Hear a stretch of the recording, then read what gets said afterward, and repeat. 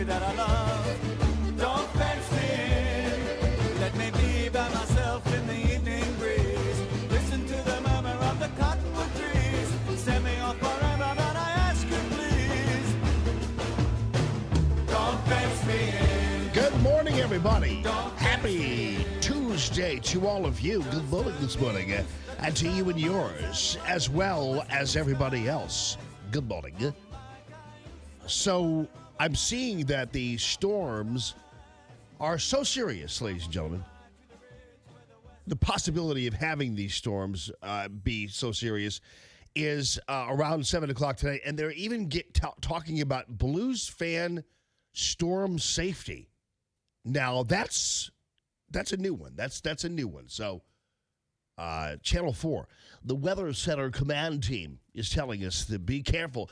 Make sure you stay in your seats during the storm. But, I mean, I don't know. You never can take these things too lightly. I don't really like to joke about serious weather like that because tornadoes are mean and nasty. But anyway, it's supposed to be like later on this evening or earlier this evening when everything's supposed to be kind of going crazy. So right now it's cozy and a little rainy. And you can just kind of grip your coffee cup, your Made in China coffee cup, and sit by the fire and listen to Allman in the morning for a little while before you go to work. How does that sound, everybody? Yeah, that's not your morning, is it? Running around like chickens with your heads cut off, as my mom would say. So, check this out. My new hat. It's not a new hat, actually. It's an old hat. It is, it's my, we were talking about stock car racing yesterday, and it led me to go ahead and put on my Kevin Harvick hat, dude. My Kevin Harvick number 4 Budweiser car. I think he's a different car now, but this is the number 4 Budweiser car. And so I decided to don that today in honor of Kevin Harvick and stock car racing. I told Phil something new yesterday, which was a lot of people don't know.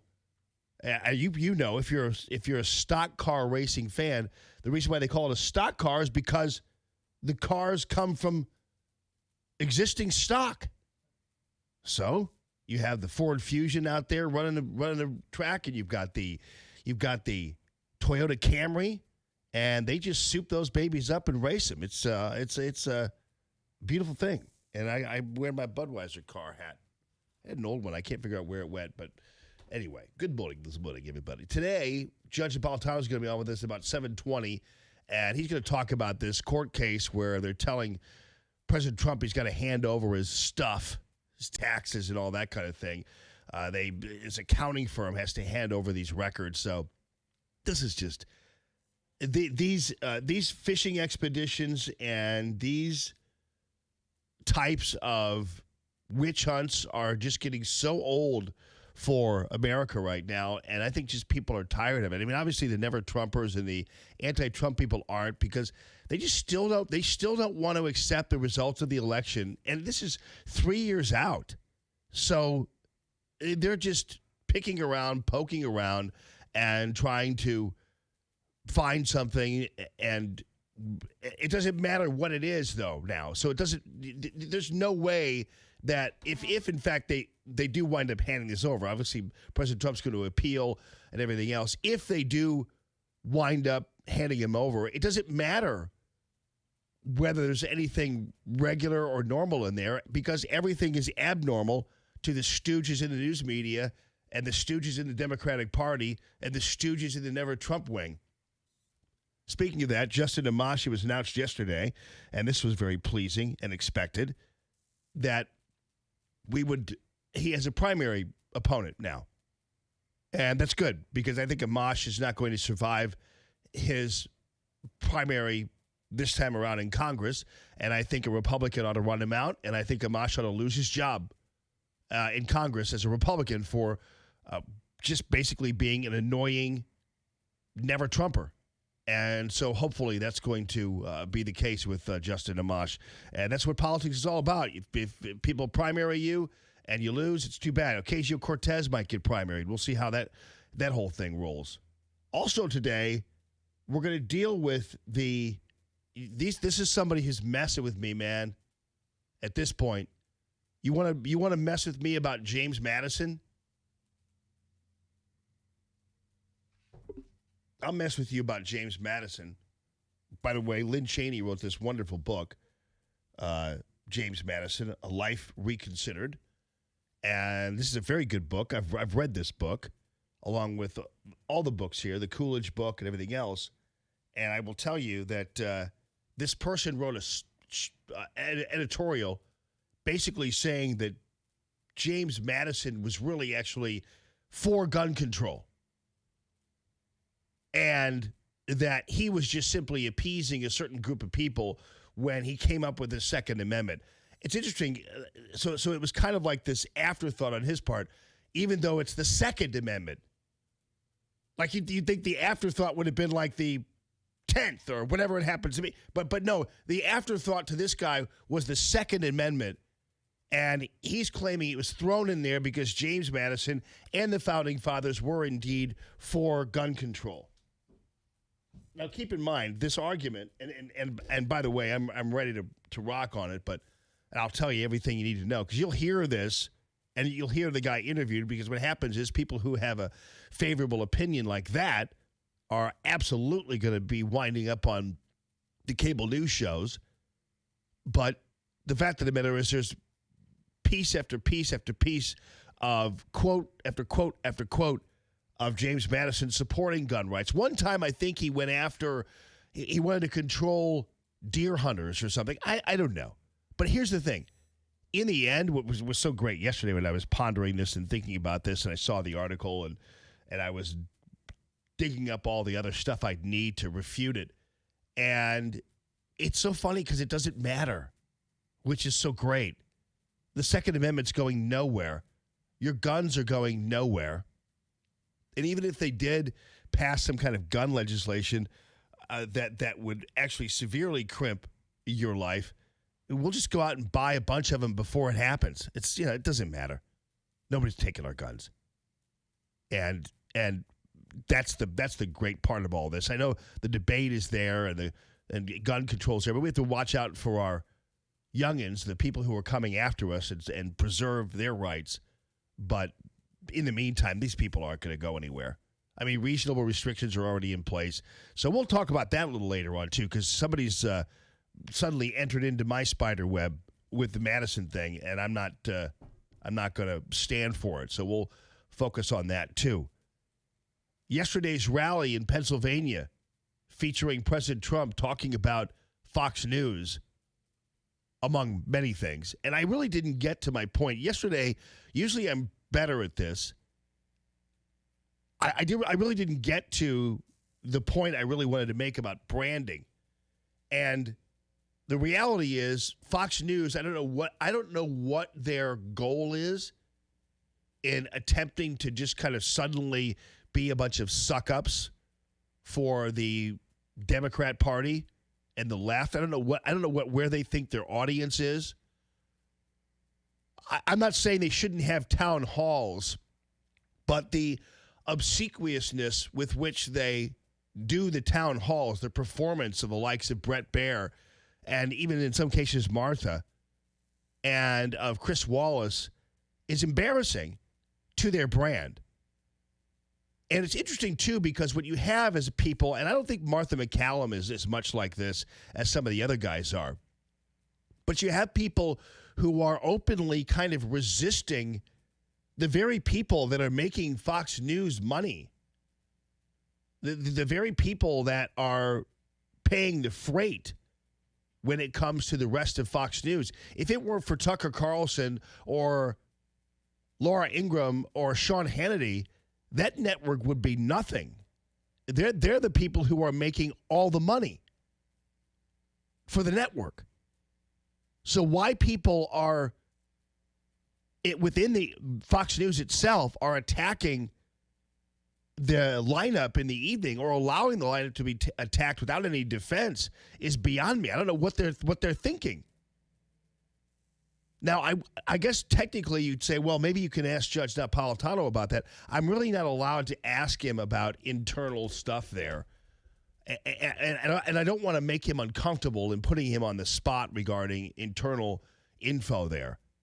So I have to be careful about that whole thing. I don't really want to make him talk about Tucker Carlson or Laura Ingraham or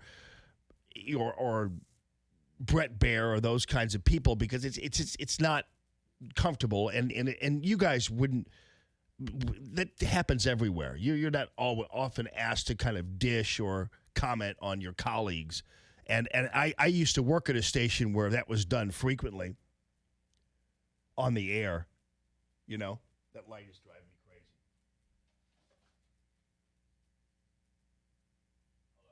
It's too bright. Whatever that round light is, it's too friggin' bright. So it's driving me nuts. I can't turn it down. I don't know why. So, yeah, that light is shining right in my face. The thing has to go. I don't know how did it turn on all of a sudden? Hold on. Where is the control for that thing? I don't know. Oh, okay. Yeah, somebody's been in here messing with these lights. I'm gonna kill them because I can't. That's the only light that's right there. Yeah, that light is bright in my face right now, and I can't find a way to turn it off. Yeah, can we figure that out? Find a way to figure that out because I'm not doing 4 hours with that light in my face. That's for sure. I don't know where that came from or who comes in here while we're not in here. But somebody's coming in here while we're not in here messing with this thing. And I'll shoot that light out if it's going to last this long because I can't do a show with that light in my face like that. Anyway, so I really can't ask him about stuff like that, you know, on that level and talk to him about stuff like that because I don't want to put him on the spot and he'll get it. I just don't want to do it. Anyway, as evidenced by this problem that they're having over there at Fox News, and President Trump rightly is addressing it because he sees it because President Trump is a brand guy. That's all President Trump has done is talk about branding. That's what President Trump has done his entire life is branding. So he knows what a good brand is. He knows what that's all about. So President Trump could see what Fox News is doing to its brand.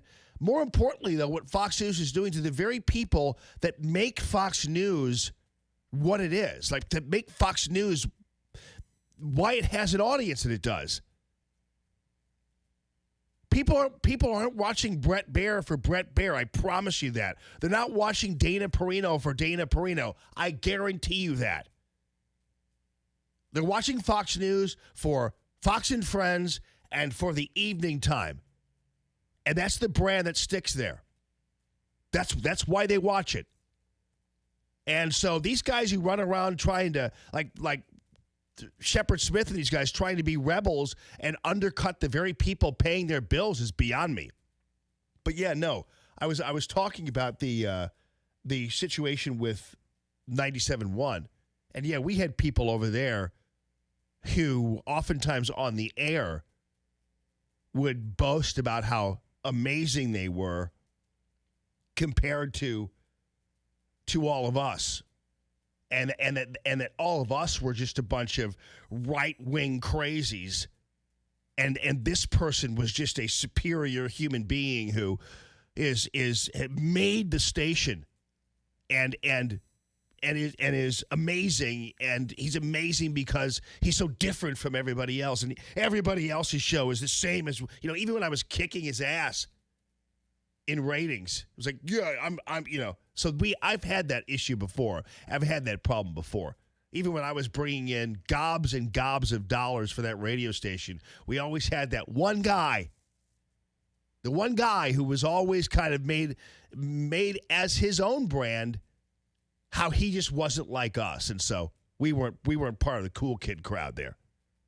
So there you go, man. Whatever you did with that thing. What was that? Let me show me what button that was. That one? So I know in the future. Start it and turn it down. Yeah. All right. You can have a little bit of one in there. Somebody comes in. Who comes in here? We're going to set a camera up and trap them. Now you can turn it on a little bit if you want. There you go. There you go. Just a little bit. There. Yeah, man. Somebody's coming in here and messing with things. I don't know why they're coming in here. It's my studio. It's the Arrowhead Building Supply Studio. It's the Phil Valencia Command Center. They shouldn't be coming in here messing with stuff. Where'd those 3 chairs come from? Oh, you did? Okay. I'm going to go on a tear here, clean house here. Figure this out. I'll lock that door over there. All right, anyway. Enough of the inside baseball stuff. Well, now I have to get to the national anthem. But let me get to this as an example. I'm going to run a little late here for a second. So here you have Mayor Pete, right? Mayor Pete is at the town hall. He openly disparages the 2 people that make Fox News the most money. And Chris Wallace just sits there and lets him do it, which is shameful. Here you go. Listen to this. Thing we've got to do is we've got to find people where they are. You know, a lot of folks in my party were critical of me for even doing this with Fox News. And I've heard that. and I get where that's coming from, especially. And by the way, these people aren't Fox. These people in this town hall thing are not Fox News viewers. They're like a bunch of illegal aliens. They're not Fox News viewers. They're Mayor Pete butt boys. They're not even Fox viewers. And there's Chris Wallace, and he's sitting there. Yeah, I know. And you can tell he's kind of semi-agreeing with him. You see what goes on with some of the opinion hosts on this network. I mean, when you got Tucker Carlson saying that immigrants make America dirty, which is false. That was Tucker Carlson, by the way, who was interviewing somebody from a town that was invaded by illegal aliens who all they did was leave trash around. I even talked about that. That's Mayor Pete falsely accusing Tucker Carlson of saying that illegal immigrants make America dirty. And Chris Wallace knows that's not the truth, but just sits there and lets Mayor Pete say it. My party were critical of me for even doing this with Fox News. And I've heard that. and I get where that's coming from, especially when you see what goes on with some of the opinion hosts on this network. I mean, when you got Tucker Carlson saying that immigrants make America dirty. Lie. When you've got Laura Ingraham comparing detention centers with children in cages to summer camps. Lie. Summer Again. camps. That's not what she did. There is a reason why anybody has to swallow hard and think twice before participating in this media ecosystem. But I also believe that even though some of those hosts are not always there in good faith, I think a lot of people tune into this network who do it in good faith. And there are a lot of Americans who my party can't blame if they are ignoring our message, because they will never hear it if we don't go on and talk about it. And so it's why, whether it's going into the viewership of Fox News or whether geographically it's going into places where Democrats haven't been seen much, I think we've got to find people where they are, not change our values, but update our vocabulary so that we're truly connecting with Americans from coast to coast. All right, Mayor, we got to take a break. Yeah, we got to take a break. Instead of refuting him, Chris Wallace just simply accepts what he has to say. 2 lies about Laura Ingraham and Tucker Carlson, 2 people, by the way, who, if it weren't for their ratings and the money they bring into that network, Fox News wouldn't be making the kind of money it is. Why Chris Wallace and these guys are sitting there and kowtowing to the whims of Murdoch's little boys who are running the show now is beyond me. President Trump called it out at his rally yesterday. What's going on with Fox, by the way? What's going on there? They're putting more Democrats on than you have Republicans. Something strange is going on at Fox, folks. Something very strange. Did you see this guy last night? I did want to watch. You always have to watch the competition, if you call it that. And he was knocking the hell out of Fox, and Fox has put him in. Somebody's going to have to explain the whole Fox deal to me. Yeah. I don't think anybody really has to explain to him. He knows exactly what's going on there. And the reality is Fox News is now run by Murdoch's little boys. And as you all know, in many cases, the family-run operations, usually the gene pool tends to dissipate the farther you get down into the generations. And so Rupert Murdoch now has his sons running the show.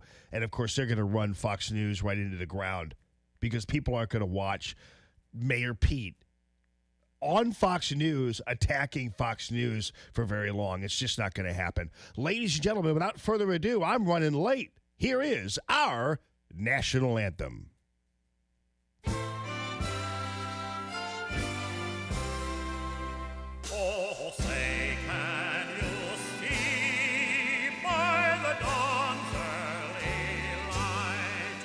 that so proudly we hailed as the twilight's last gleaming, whose broad stripes and bright stars through the perilous fight, all the ramparts we watched were so gallantly streaming, and the rocket's red glare, the bombs bursting in air, gave proof through the night that our flag was still there.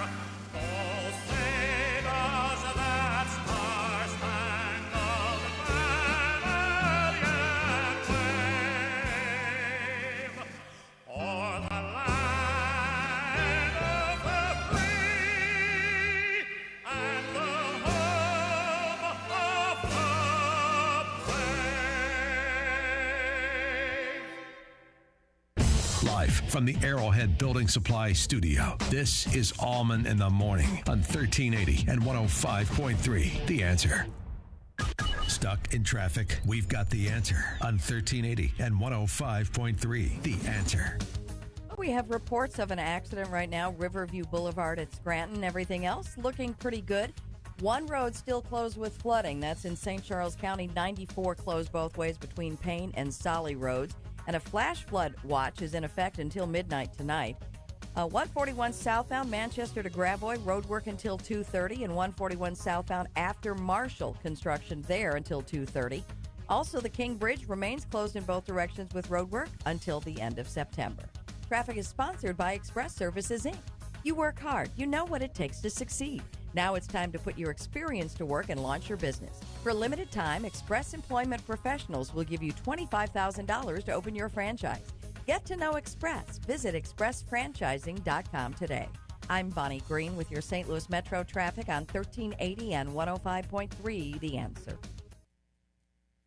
Good morning this morning. Proctor Drapery, Proctor spelled like doctor, just had a conversation with Michael the other day talking about how on one day you guys just completely hit the phones and called him up. I don't know what it was that day that I said, but it's nothing different than I say pretty much every day about Michael, and that is that to truly transform the beautiful home that you already have, to make it really pop, you don't need to do any major reconstruction necessarily. All it takes is a nice little window treatment for you, and little as in, just simply something simple. And Michael is a competitor of all of the high-end folks out there, but he is the value part of window treatments in this town. And so the high-end people are going to refer you to a separate interior designer. Well, Michael is the interior designer. These people are going to have you come to their office and see what they have to have, what they have. Michael comes to you. The other hand, people are not open on Saturdays and Sundays. Michael thrives on Saturdays and Sundays. He loves that. So no wonder you all choose him, and thank you for doing that. And Amy Eichmann's another great example of that. I think she's going to put some pictures up on the Radio Free Allman Facebook page so you all can see exactly what her home looks like. She's been an avid customer of Michael's, as I have as well. And so, Amy, thank you very much for taking me up on my suggestion to hit Michael up for side panels, for the Hunter Douglas robotic shades, for the Roman shades, for the valences, you name it, and the Norman shutters, which are fantastic shutters and all the rage these days. So make sure you take advantage of what Michael has to offer you. It is low prices, but very luxurious window treatments that you can transform your home with. Sorry to end a sentence with a preposition, but I just did not. So don't try to hassle me about that. It's Proctor spelled like doctor. It's proctordrapery.com. Michael Proctor for you 7 days a week. Available you at all times. He's got his mobile design unit driving right up to your doorstep. Transform your home with Michael Proctor. Proctor spelled like doctor. proctordrapery.com. With SRN News, I'm Rich Thomason in Washington. More than a dozen tornadoes have left a trail of destruction across vast areas of Texas, Oklahoma, Missouri, and Kansas. Today, more severe weather is possible, with flash flooding a serious concern as a result of torrential rain. Millions of people across the southern plains under various severe weather watches and/or warnings. President Trump was in his element last evening, addressing a huge crowd at another of his Make America Great Again rallies. This one was held in Montoursville, Pennsylvania. Ford Motor Company cutting some 7,000 white-collar jobs worldwide. It's part of the automaker's ongoing restructuring effort. On Wall Street, stock futures are higher this morning. Right now, Dow futures are up about 121 points. S&P futures better by 16. NASDAQ futures 60 points higher. This is SRN News. Stuck in traffic? We've got the answer on 1380 and 105.3. The Answer. We're looking pretty much at clear roads out there. We do have a flash flood watch in effect for the area until midnight, and in St. Charles County, 94 remains closed in both directions between Payne and Solly roads with flooding. But everything else really just construction, and we've got plenty of that. You've got 44 westbound, that ramp from Vandeventer to westbound 44 closed with roadwork until the end of the year. And the on-ramp from Grand to westbound 44 closed with roadwork until July 1st. Traffic is sponsored by Indeed.com. Indeed, used by over 3 million businesses for hiring, where business owners and HR professionals can post job openings with screener questions. Then sort, review, and communicate with candidates from an online dashboard. Learn more at Indeed.com/hire. I'm Bonnie Green with your St. Louis Metro traffic on 1380 and 105.3 The Answer. 1380 The Answer. Weather. We'll have a morning shower or thunderstorm around, otherwise mostly cloudy skies today. It'll be windy with a high of 80. Watch for strong evening thunderstorms. They could bring flash flooding and damaging winds, otherwise mostly cloudy skies tonight, the low 61. It'll be warmer tomorrow with sunshine and patchy clouds. Tomorrow's high 89. I'm Drew Shannon with your St. Louis Metro forecast on 1380 and 105.3 The Answer. Stuck in an expensive timeshare contract and feel like there's no way out? I'm almost at $10,000 in 4 years. I've never traveled anywhere. They made this sound that this would be a really good deal, that I could go anywhere, anytime I wanted to. That never worked out. I'm Chuck McDowell, CEO of Wesley Financial Group. I've helped thousands of people get rid of their timeshares. I know all the tricks because I'm embarrassed to say I once worked in the timeshare industry. We've saved suffering timeshare owners millions in debt and maintenance fees. When you're approved as a client, I guarantee you a 100% success rate. We'll get you out of your timeshare, eliminate your payments, and get them off of your back permanently. I honestly would recommend that you call Wesley Financial. They will help you. Call Wesley Financial Group now for your free information kit. If they can't get you out of your timeshare, you'll pay nothing. Call 800-220-5757. 800-220-5757. That's 800-220-5757. Greetings, St. Louis. This is Matthew Mitchell of the Matthew Mitchell Allstate Agency. As a longtime supporter and sponsor of the Allman in the Morning Show, my goal as his trusted advisor is to make sure that you are in good hands. My team of agents and I know how to make sure that you get the best value for the money you spend on your insurance. Our quotes are free, so let us show you what we can do to save you money or give you the peace of mind that you deserve. Folks, there is safety in numbers. I urge you to put the power of Allstate, America's largest and strongest insurance company, to work for you. Call 855-QUOTE-ME. Dad, what are you doing? Cramming for college. I'm the one going to college. Yeah, but we need to figure out how we're going to pay for it all. Discover Student Loans. Discover does student loans? Yeah, they're one of the top private student loan lenders in the country. It takes 15 minutes or less to apply, and there are no fees for the life of the loan. Best of all, I can earn cash rewards if I get good grades. Really? Yeah, we still have time to apply and get a great rate. So I can just chill. College kids still say that, right? No one says that, Dad. Really? Yeah. Visit discoverstudentloans.com to apply today. Limitations apply. Hey, want to talk with Jamie? Call 844-855-1380. 844-855-1380. And interact with Common Sense Radio. This is Allman in the Morning on 1380 and 105.3. The Answer.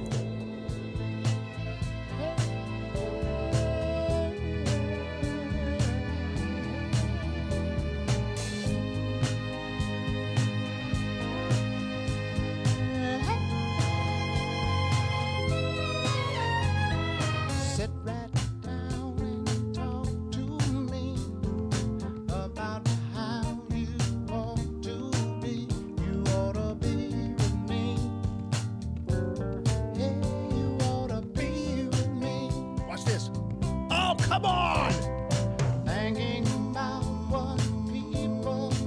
I don't really pay much attention to pro basketball, but did the Trailblazers lose last night? I don't know.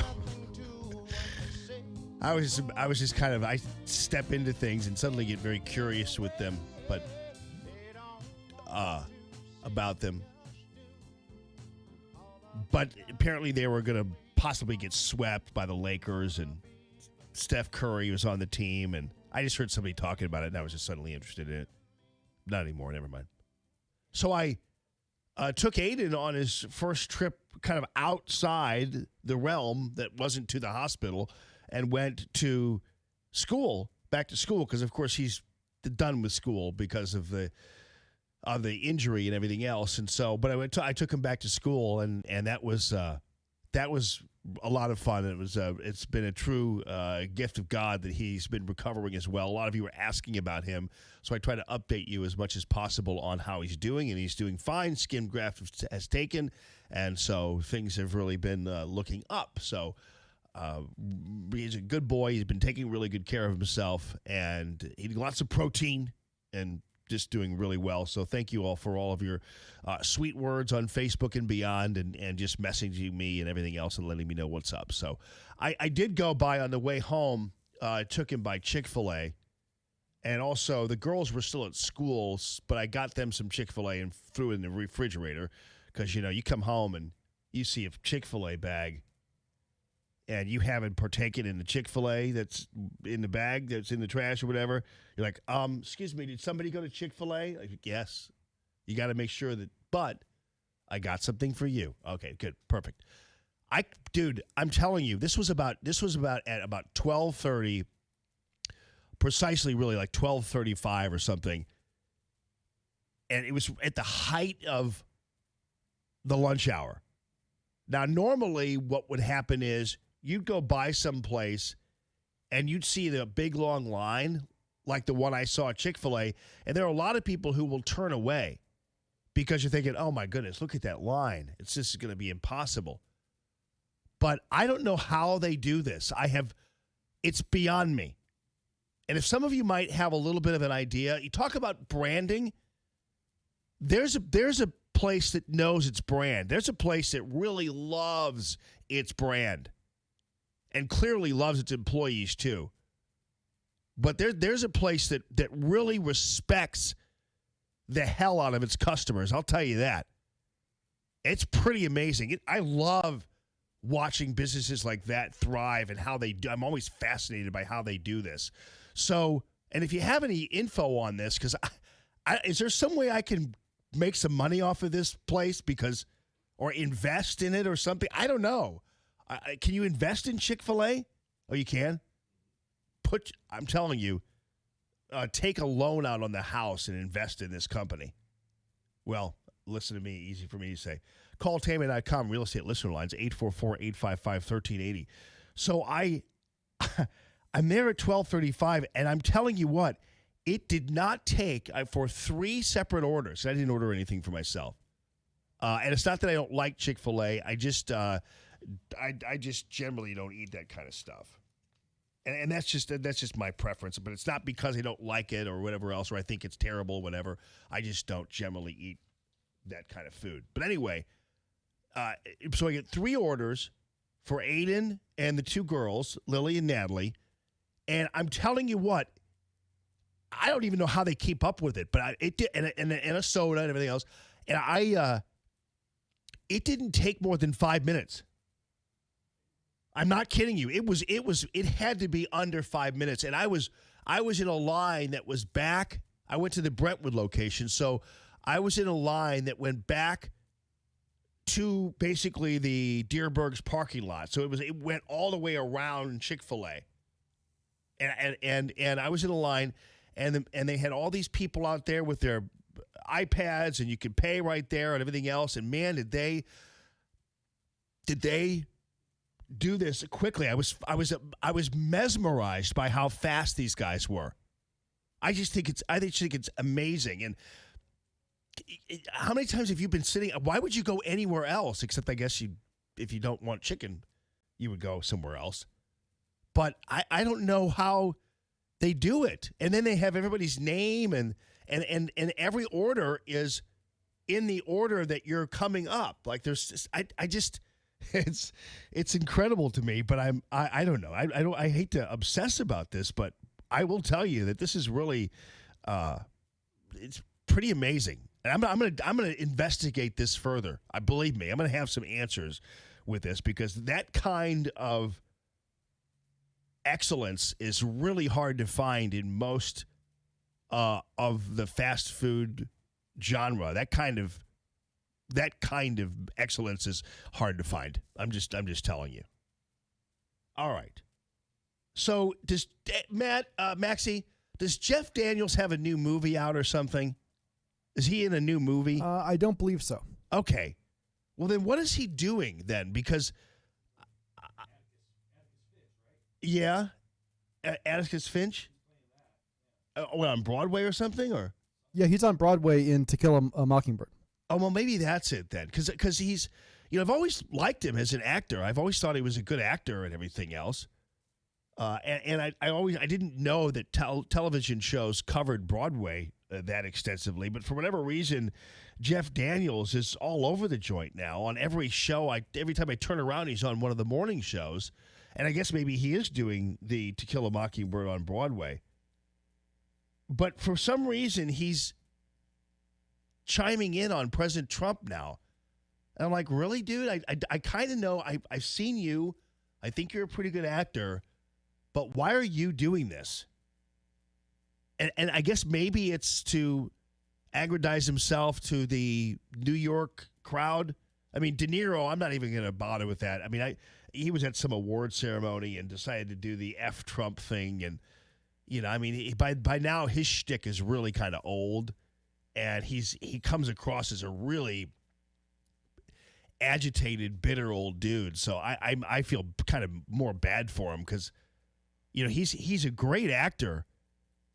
And just to see him kind of deteriorate into this obsessive dude who is always talking about President Trump. I mean, let me ask you this, because I think President Trump has done a great job and has really helped the economy. And I think in terms of leadership around the world, he's been fantastic. I think in terms of, there's a study out that says he's even actually helped resolve racism to a certain degree, contrary to what Jeff Daniels is about to say here. So I'll counter with that. But I mean, do you in your daily life, and I realize you guys are more plugged in than other people are in terms of politics and that kind of thing, but like when Obama was president, did you wake up every morning and just obsess about President Obama? I mean, I know I kind of had to, because I was on the air and we talked about issues and things like that, and that was my realm. That was my show. But if you're not really on the radio or doing that or always listening to it, but do you really obsess? Did you obsess that much about Obama? Like, did he make you angry?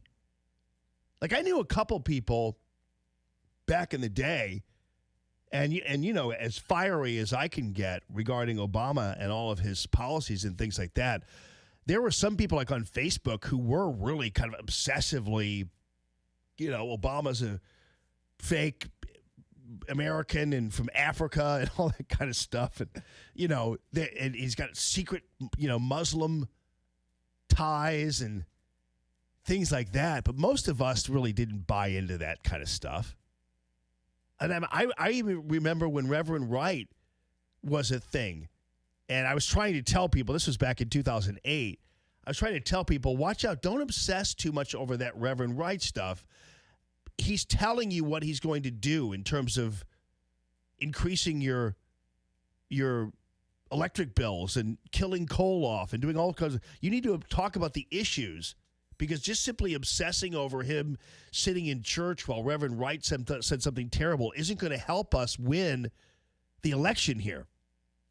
But still, there were people who it was Reverend Wright all the time. Well, even then, I wasn't a big Reverend Wright guy. I didn't come up with a new soundbite every other day about Reverend Wright, because I knew the issues were what was important, and we weren't going to win without challenging President Obama on the issues of the day. insinuating somehow that he's secretly this or secretly that, or he's really just this, and he's a Trojan horse for the Muslim Brotherhood and that kind of stuff, wasn't helping us. So I didn't partake in that. I know a lot of you didn't. But with Trump, there are people who wake up every day who are just, they just can't get him out of their heads. And some of them are doing it because it's a marketing thing, I guess. But like, for instance, De Niro is obsessed with this guy. I kind of think there's something mentally wrong with De Niro, that he has to every day go out there in award ceremonies and beyond and just do his F Trump rap. I just think that's really weird. I mean, to have somebody like that on your brain the whole time is really bizarre to me. Anyway, so Jeff Daniels is on MSNBC's Deadline for whatever reason. And I guess when you're on MSNBC, you have to pay the piper. You have to put your coin in the slot and get your prize for being on the show. In order to survive the show, you have to be anti-Trump. But the problem that a lot of these people make, the mistake a lot of these people make, is that they wind up going after Trump voters, which is a mistake. Hillary Clinton made the mistake. She was so stupid. I honestly do question her intelligence. I mean, she really doesn't. She clearly is not. I mean, she's a lawyer, and I understand she's well educated, so to speak, under what we call well educated, whatever that means. But I don't actually think she's very smart, and that's just my view of it. I don't think she's got a very high IQ. So she decides that she's going to go and attack the Trump voters. And, of course, it killed her career, and rightly so. And so Jeff Daniels is on the MSNBC show Deadline. Very happy to be here. How do you guys know each other? He's a masochist or a sadist. Well, speaking of that, you have not missed a single performance. Yeah. No, we're in our we are in our 7th month of a year-long run. And 8 shows a week, and no, not yet. I've been sick twice. And you've done it anyway? Yeah, the line is, what do you do when you get the flu on Broadway? 8 shows a week. You just do it. You just do it. Why are you doing this show?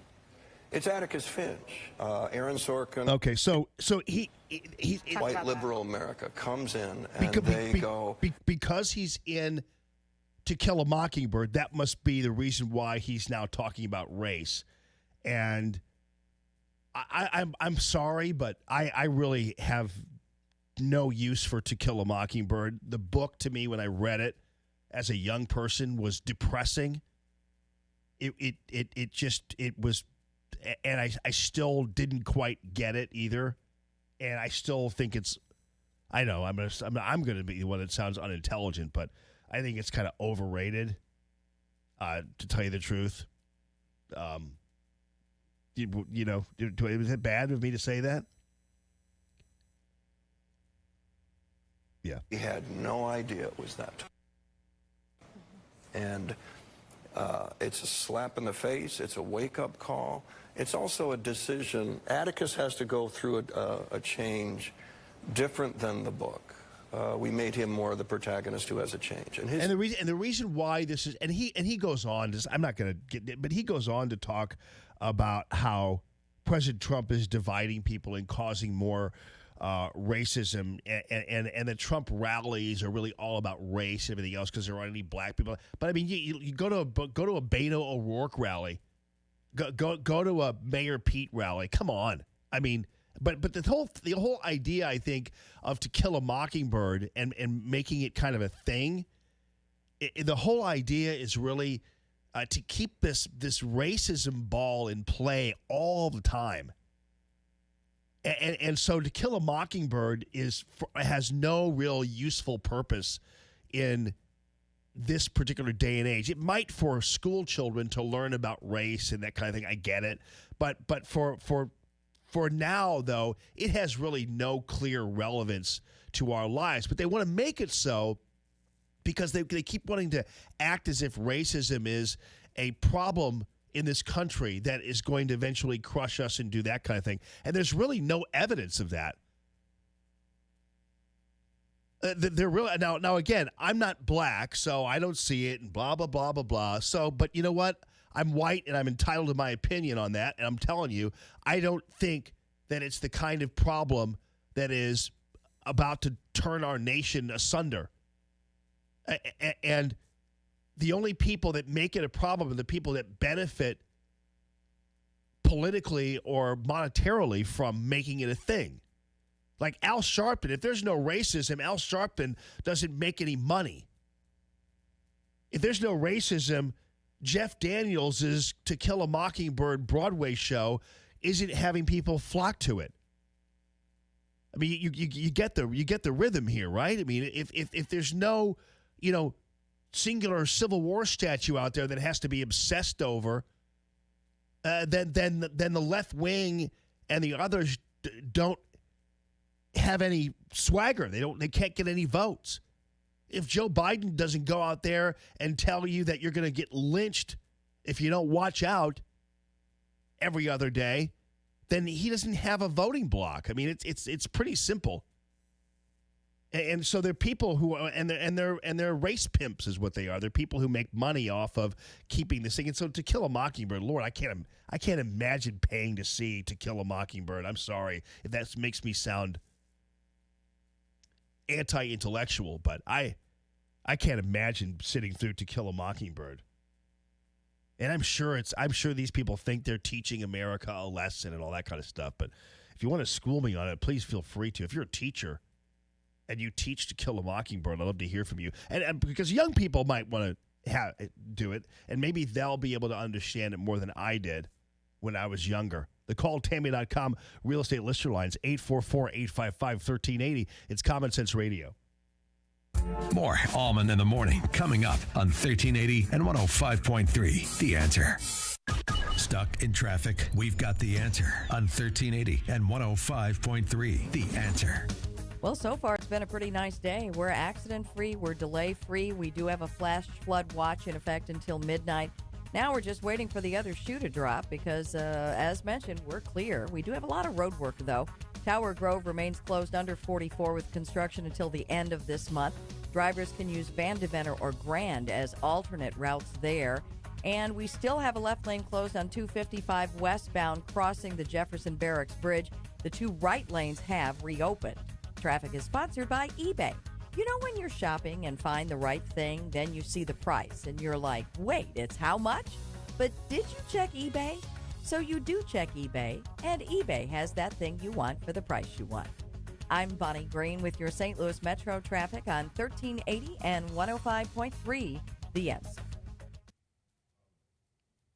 ThrottleNet, ladies and gentlemen. ThrottleNet.com is the website, and these guys are great at what they do. I love the fact that they're really kind of one of the more unusually prolific IT services in the St. Louis area. That's because they have developed a brand, speaking of brands, that makes them the so-called white hats. These are the people who are, well, opposite of the black hats. The black hats are people in the internet world who run around and try to hack you and who engage in ransomware and who are getting into your systems and stealing credit card information and that kind of stuff. And the black hats are, wow, they're all over the place, and they've gotten only better at what they do. So it takes a white hat who knows what the black hat can do. I mean, if these white hats tried to start using their knowledge for evil, they could certainly do it. But instead, they're using their knowledge for good. And so the white hats at ThrottleNet are kind of acting like black hats and poking into your system and finding all kinds of gaps and holes. But instead of exploiting them, what they do is they fill them. They protect you. They act like the bad guy, but they're really actually the good guy, and they help you out. So they protect your system. And especially in this day and age, you have somebody whose information is compromised. You have a customer who suddenly, you have to call them and say, hey, by the way, they have your credit card number. It's like that person is not coming back and doing business with you. And so it could cost you, and it's destroyed a bunch of businesses before. And at the very least, it's going to set you back a couple of hours here and there when somebody breaks in, and time is money. So ThrottleNet's there 24/7. They can help you out remotely or be right at your doorstep to help you out. They also are specialists in backing up your system and keeping it safe, and of course also testing your system and keeping it secure. ThrottleNet.com. That's ThrottleNet.com. KXFN, St. Louis, K287BY, St. Louis. Hey, Dad, let's go fishing. First things first, Sam. I'm taking you to Denny Dennis Sporting Goods. Does he have live bait? Yes, live bait. Cool. Does he have enough reel spooling? You bet. Denny Dennis is the man. I want to shake his hand. Shop local. Head to Denny Dennis Sporting Goods at number 1 Gravois Road in Old Town Fenton, and like Denny Dennis on Facebook to get in on their weekly specials. Hey, Dad, I caught a really big one. This is Scott Ferguson, the Director of Outreach at St. Matthew United Methodist Church in Belleville, Illinois. If you're presently looking for a church home, we would love for you to join the church family at St. Matthew. We have 3 Sunday morning services, the 8 a.m. traditional service, 9:17 is our contemporary service, and the 10:45 a blended service with a full choir and orchestra. You can find additional information at our website, stmatthewumc.org. We'd love to see you on Sunday morning. Hey, don't just listen to Allman in the Morning. See the show at theanswerstl.com. Now, more Allman in the Morning on 1380 and 105.3. The Answer.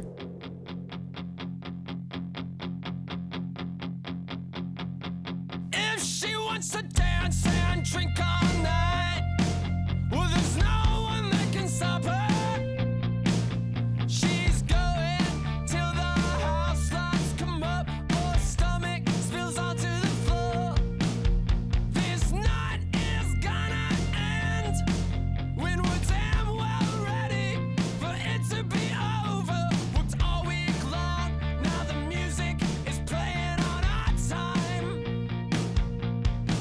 Yeah, we do what we do to get by. Good morning. Happy Monday, everybody. Dude, when I talk about To Kill a Mockingbird like that, I've got some stories to tell you about my middle school education.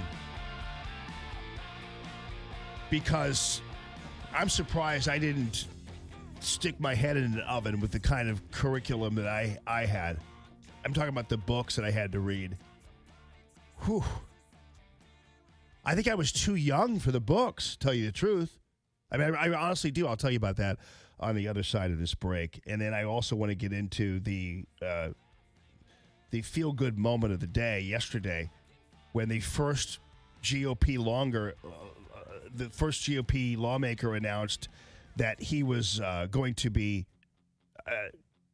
that he was going to primary Justin Amash, and I'm glad, because Justin Amash has played one too many hands here. He's tried to take one bridge too far, and he's overplayed his hand, and I hope he gets thrown out as a result.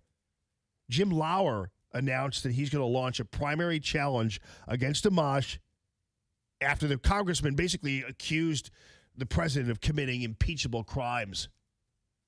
Now, Amash clearly did this for publicity. I notice he hasn't really been a golden boy on most of the TV shows.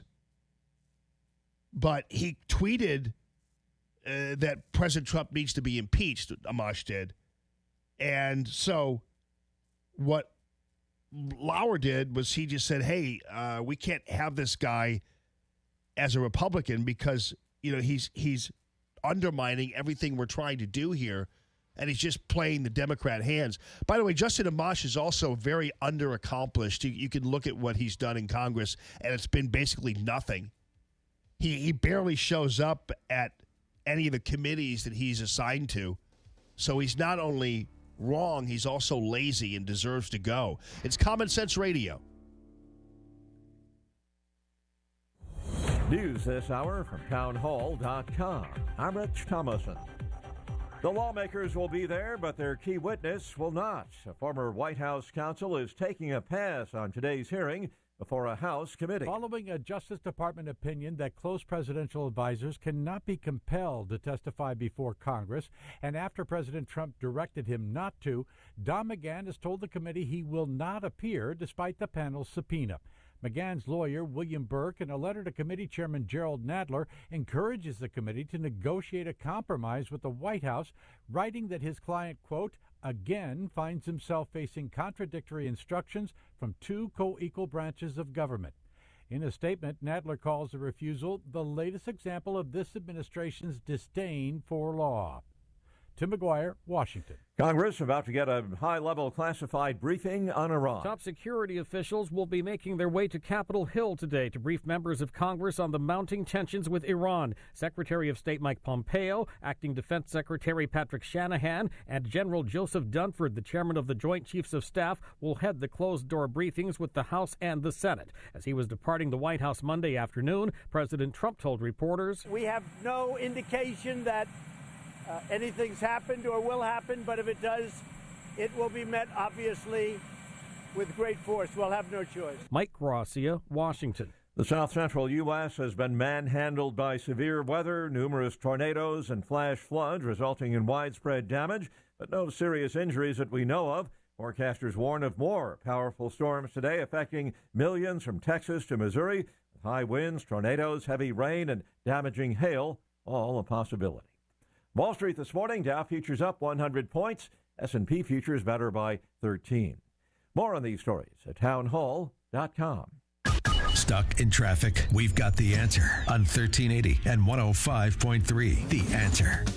The good news is we're still accident-free, no problems in that regard, but we're starting to pick up a couple of slow spots. 270 northbound backed up, Big Bend to Manchester. 70 eastbound Bryan Road to Hughes, you've got delays. And 64 westbound 15th Street to 55, just a little bit tight there. We are still under a flash flood watch until midnight tonight, and we might see some rain even during this morning rush hour, but construction pretty much what's going on here. Tower Grove remains closed in both directions under 44 with roadwork until the end of the month. Traffic is sponsored by eBay. You know when you're shopping and you find the right thing, then you see the price and you're like, wait, it's how much? But did you check eBay? So you do check eBay, and eBay has that thing you want for the price you want. I'm Bonnie Green with your St. Louis Metro traffic on 1380 and 105.3, The Answer. 1380, The Answer. Weather. We'll have a morning shower or thunderstorm around, otherwise mostly cloudy skies today. It'll be windy with a high of 80. Watch for strong evening thunderstorms. They could bring flash flooding and damaging winds, otherwise mostly cloudy skies tonight, the low 61. It'll be warmer tomorrow with sunshine and patchy clouds. Tomorrow's high 89. I'm Drew Shannon with your St. Louis Metro forecast on 1380 and 105.3 The Answer. Curtains, shades, blinds, shutters. What are the best for living rooms or bedrooms? Let me tell you about the quality customized service you will receive when you call Michael Proctor at Proctor Drapery. Michael Proctor is an interior designer with exceptional expertise when it comes to window treatments for your home or business. Michael Proctor has served our St. Louis area since 1974 with the highest quality and value for custom drapery, blinds, shades, and shutters. He is also a top-tier Hunter Douglas priority dealer and your first choice for Norman Plantation shutters. Call Michael Proctor today and schedule your in-home consultation with Michael's mobile design unit. He will come to you. Weekend and evening appointments are available. The one-on-one appointment with Michael Proctor will ensure the look is exactly what you're looking for in your home or business. Cut down on the risk of error and make your home great again. Proctor Drapery is the answer. Schedule your appointment today with Michael. Contact Michael at proctordrapery.com. It's Proctor spelled like doctor. Greetings, St. Louis. This is Matthew Mitchell of the Matthew Mitchell Allstate Agency. Excited to welcome Jamie Allman back to St. Louis Radio. As a longtime supporter and sponsor of Allman in the Morning, my goal as his trusted advisor is to make sure that you are in good hands. With over 70 years of combined staff experience, my team of agents and I know how to make sure that you get the best value for the money you spend on your insurance. Is your insurance company currently hiding behind a website, out of town, or just a call center with no accountability to you or our community? Would you like to speak to the same person every time you call? Is there a new roof on your home? Do you have a teenage driver in your family? Has your credit score improved greatly over the last few years? You can email me at matthewmitchell@allstate.com, or you can call my agents at 855-QUOTE-ME.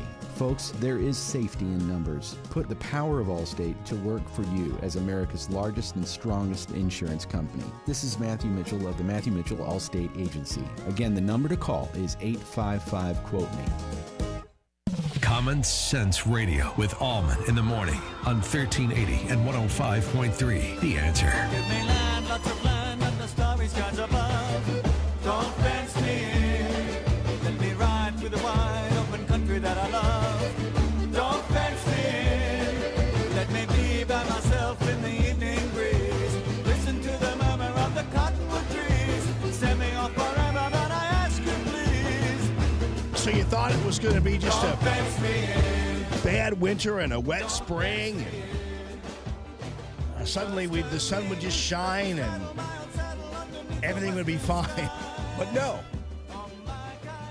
We're just going to have a different version of winter. And it's going to come in the form of clouds and rain and tornadoes and stuff like that. That's just going to be how it is. Apparently this is just a crazy year for weather. And there's actually truly golf ball-sized hail. That's pretty large hail. And also a severe storm warning for this evening, coming into this evening. And even so much so that they're actually warning Blues fans about what to do in the event of like a tornado or a terrible thing that happens downtown, which is highly unlikely, but generally we don't get too many tornadoes ripping through downtown St. Louis. But nonetheless, it can be severe. I think on a lighter note, watching some of the reporters out covering the storms oftentimes can be hilarious. I don't know whether you remember the famous Dan Rather bit where he was out in that storm and out in the he's the one who kind of broke the mold or opened the floodgates of reporters kind of standing in inclement weather and doing silly things for the sake of expository reporting. And I was just telling Phil off the air, I said, when I covered the floods, we would be in flood water. I'd have waders on and that kind of thing.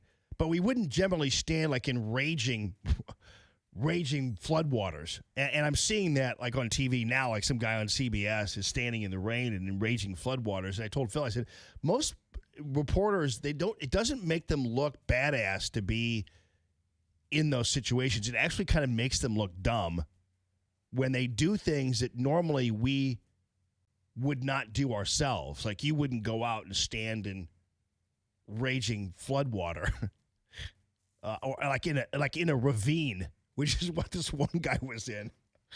And in the pouring rain without anything, it's just generally generally just wouldn't do that. And so some people just kind of look more foolish than anything else. I do remember one time, and I won't divulge the person's name because he was pushed out there to do it.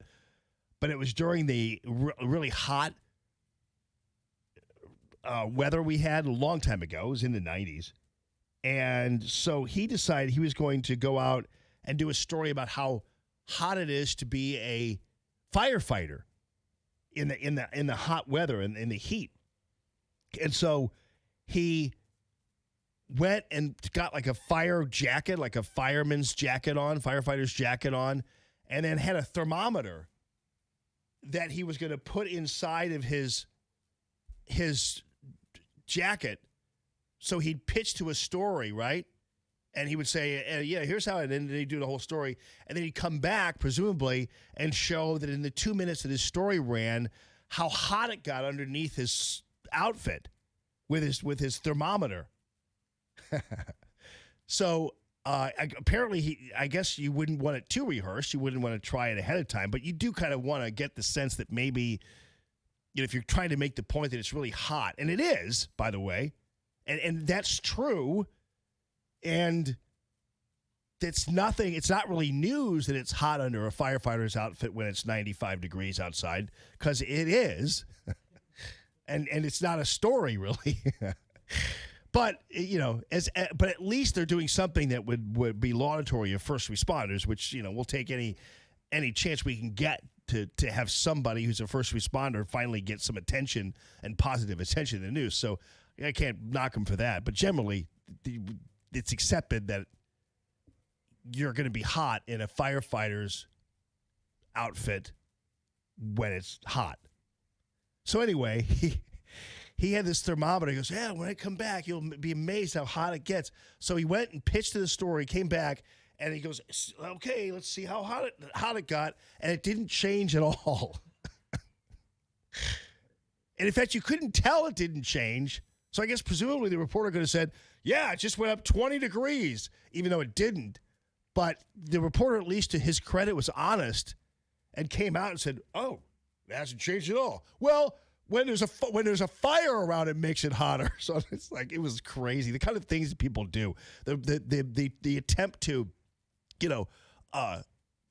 to cook an egg on the sidewalk, which actually that can be done.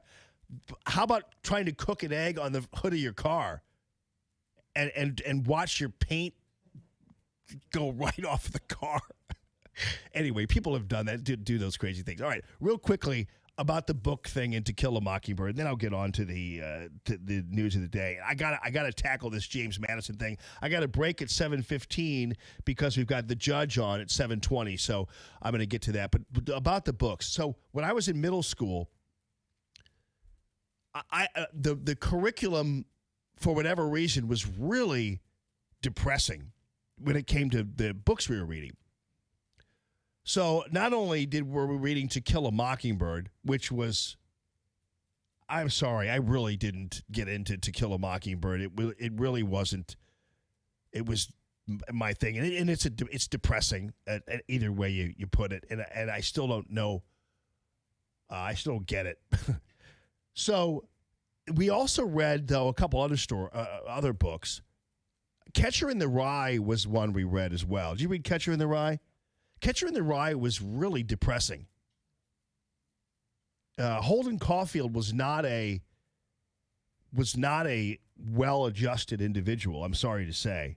And so that was a pretty depressing book. This is all in the same year, by the way. We read A Separate Piece. Now, dude, you're the one that even unsolicited brought that up. And that was about two boys and suicide, and it was like, what the hell am I reading here? This was in eighth grade. I was Aiden's age. And A Separate Piece is not appropriate for people that young. I'm sorry, but I don't know whether it's ever appropriate, really, to tell you the truth. It's so. I was a junior in high school. I didn't know you were in eighth grade. I was in eighth grade reading that. That's weird, man. Separate Piece. That's yeah. weird. I was going to a private school, and I was, that I eventually got kicked out of, but still, so it was A Separate Piece. It was, and then we read All Quiet on the Western Front, a World War I book, and that book was hugely depressing.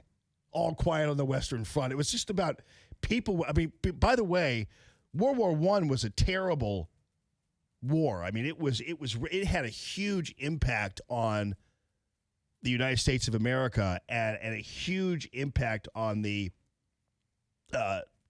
psychic stability of America. I mean, mental stability, because people were seeing people coming home with no legs and no arms, and I mean, World War I was a terrible war, mainly because they tended to use the kind of weaponry that really didn't finish anybody off. It really basically just took pieces of you out.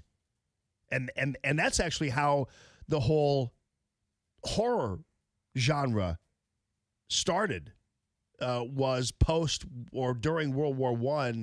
And during that kind of time, America embraced a lot of horror films and that's where the whole horror genre came from, which was basically an outgrowth of the impact of World War I. Anyway, All Quiet on the Western Front was about like that. So we were reading about people with limbs torn off, and that was depressing. So there wasn't one up, and it was.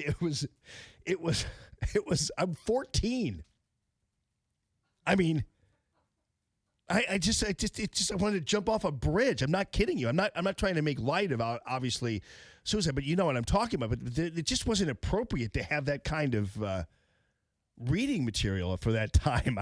I don't know. I hate to sound anti-intellectual, but I was too young. Catch-22. We had Catch-22, which changed that. Yeah, it's funny, so we could laugh. Yeah, Catch-22 was, but that was later because Catch-22 is we read that, but it's an impossible read. Yeah, I mean it's an impossible movie to understand.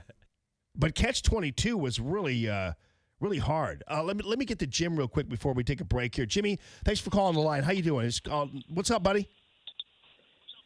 Hey, I just want to back you up on this thing. Phyllis Schlafly years ago when she was alive had this educational forum, and she was talking about this very thing about the depression in children and in teenagers, that the curriculums, that she was reviewing these curriculums that these kids have to read. And, of course, these kids would want to go out and kill themselves after that. It's like, what's the purpose? And her point was that there are hundreds and hundreds of really great books out there that are inspiring and they're encouraging, and they give children a purpose to live and to go into the future and to be productive adults. But they don't get the chance to read these books because they're like censored. Okay, I'll hang up. And No, you're absolutely right. No, I think it's inappropriate for that age, and some of them are really meant to actually put forth a political point of view as well. I think To Kill a Mockingbird is part of that. But anyway, we'll get to that. I got to get to the judge. We'll take a break here. It's Common Sense Radio. More Allman in the Morning coming up on 1380 and 105.3. The Answer. Stuck in traffic? We've got the answer on 1380 and 105.3. The Answer. We've got a few slow spots out there. No accidents right now. One closure still with flooding in St. Charles County. 94 remains shut down both ways between Payne and Solly Road. Northbound 270, you'll see brake lights Big Bend to Manchester. Westbound Old Halls Ferry to West Florissant, just a little bit tight. 55 southbound, 64 to the 5544 underpass is backing up. Got a slight delay on 6440 eastbound, 170 to Big Bend. Westbound still clear. 70 eastbound, Bryan Road to Hughes is backed up a little bit, but westbound side, no delays there. Traffic is sponsored by Express Services, Inc. You work hard. You know what it takes to succeed. Now it's time to put your experience to work and launch your business. For a limited time, Express Employment Professionals will give you $25,000 to open your franchise. Get to know Express. Visit expressfranchising.com today. I'm Bonnie Green with your St. Louis Metro traffic on 1380 and 105.3 The Answer. Business owners, self-employed, part-time employees, are you struggling to pay your bills because you no longer can afford your health insurance? Hi, it's Mike Gallagher. With Obamacare premiums skyrocketing, higher deductibles, and shrinking networks, let me introduce you to Dryden Camus Insurance Agency as the answer, the solution. Dryden Camus Insurance Agency has non-Obamacare ACA-compliant plans that do not fund abortion. There's no enrollment period, and you don't have to pay for expensive extras like pediatric dentistry or maternity care. Contact Joyce at Dryden Camus Insurance Agency and start saving up to 60%. Call 877-695-0245. That's 877-695-0245, or just go to kddi-ins.com. Cut through the confusion and save money with Dryden Camus Insurance Agency, serving Missouri and Illinois. This is the answer. This is the solution. Dryden Camus Insurance Agency. Just go to kddi-ins.com.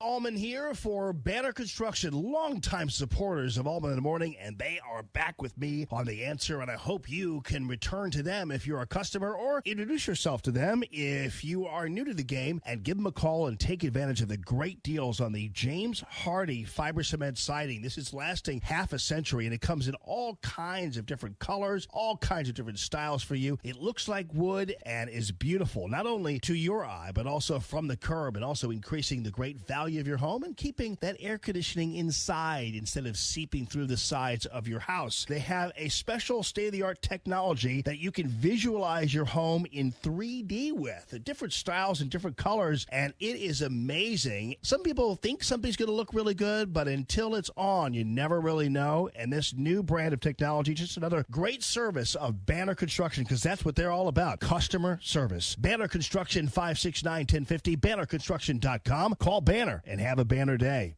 Listen to Allman in the Morning with Alexa. Wake up and say, Alexa, play The Answer St. Louis. Now, back to Allman in the Morning on 1380 and 105.3. The Answer. Drive.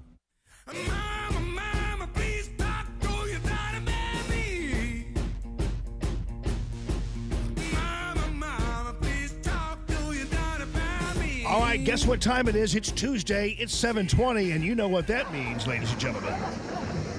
I know to you I may look old. Hope this statement ain't too bold, but here comes the judge. Here comes the judge. Here comes the judge. One of the hardest working men in show business, Judge Andrew Napolitano. Hello, Judge Napolitano. How are you, sir? I'm well, Jamie. How are you, my dear friend? Doing very well, thank you very much. And yes, big news yesterday, although I'm wondering how this is going to turn out, whether it's going to just wind up in court again. And this was regarding the records and the accounting firm now ordered to turn over the records. Does this just happen, or is there an appeal and then this stays in court? How does this work out? Well, the president says he's going to appeal. So here's the scenario. There are many subpoenas out there. Probably about 80 by now. Many of them below the radar screen or below the radar. This is a subpoena from the House Oversight Committee to the president's accountants, looking for his financial records from going back to 2011.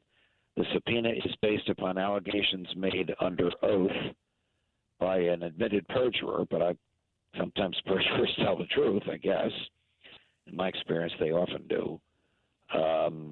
Saying that the president used this accounting firm to inflate his assets in order to get loans and understate his assets in order to diminish tax liability. So that's the subpoena. This is not for his tax returns. This is for his financial records, a general ledger, if you will, of the Trump organization. How much money came in, how much they spent, how they went about borrowing money.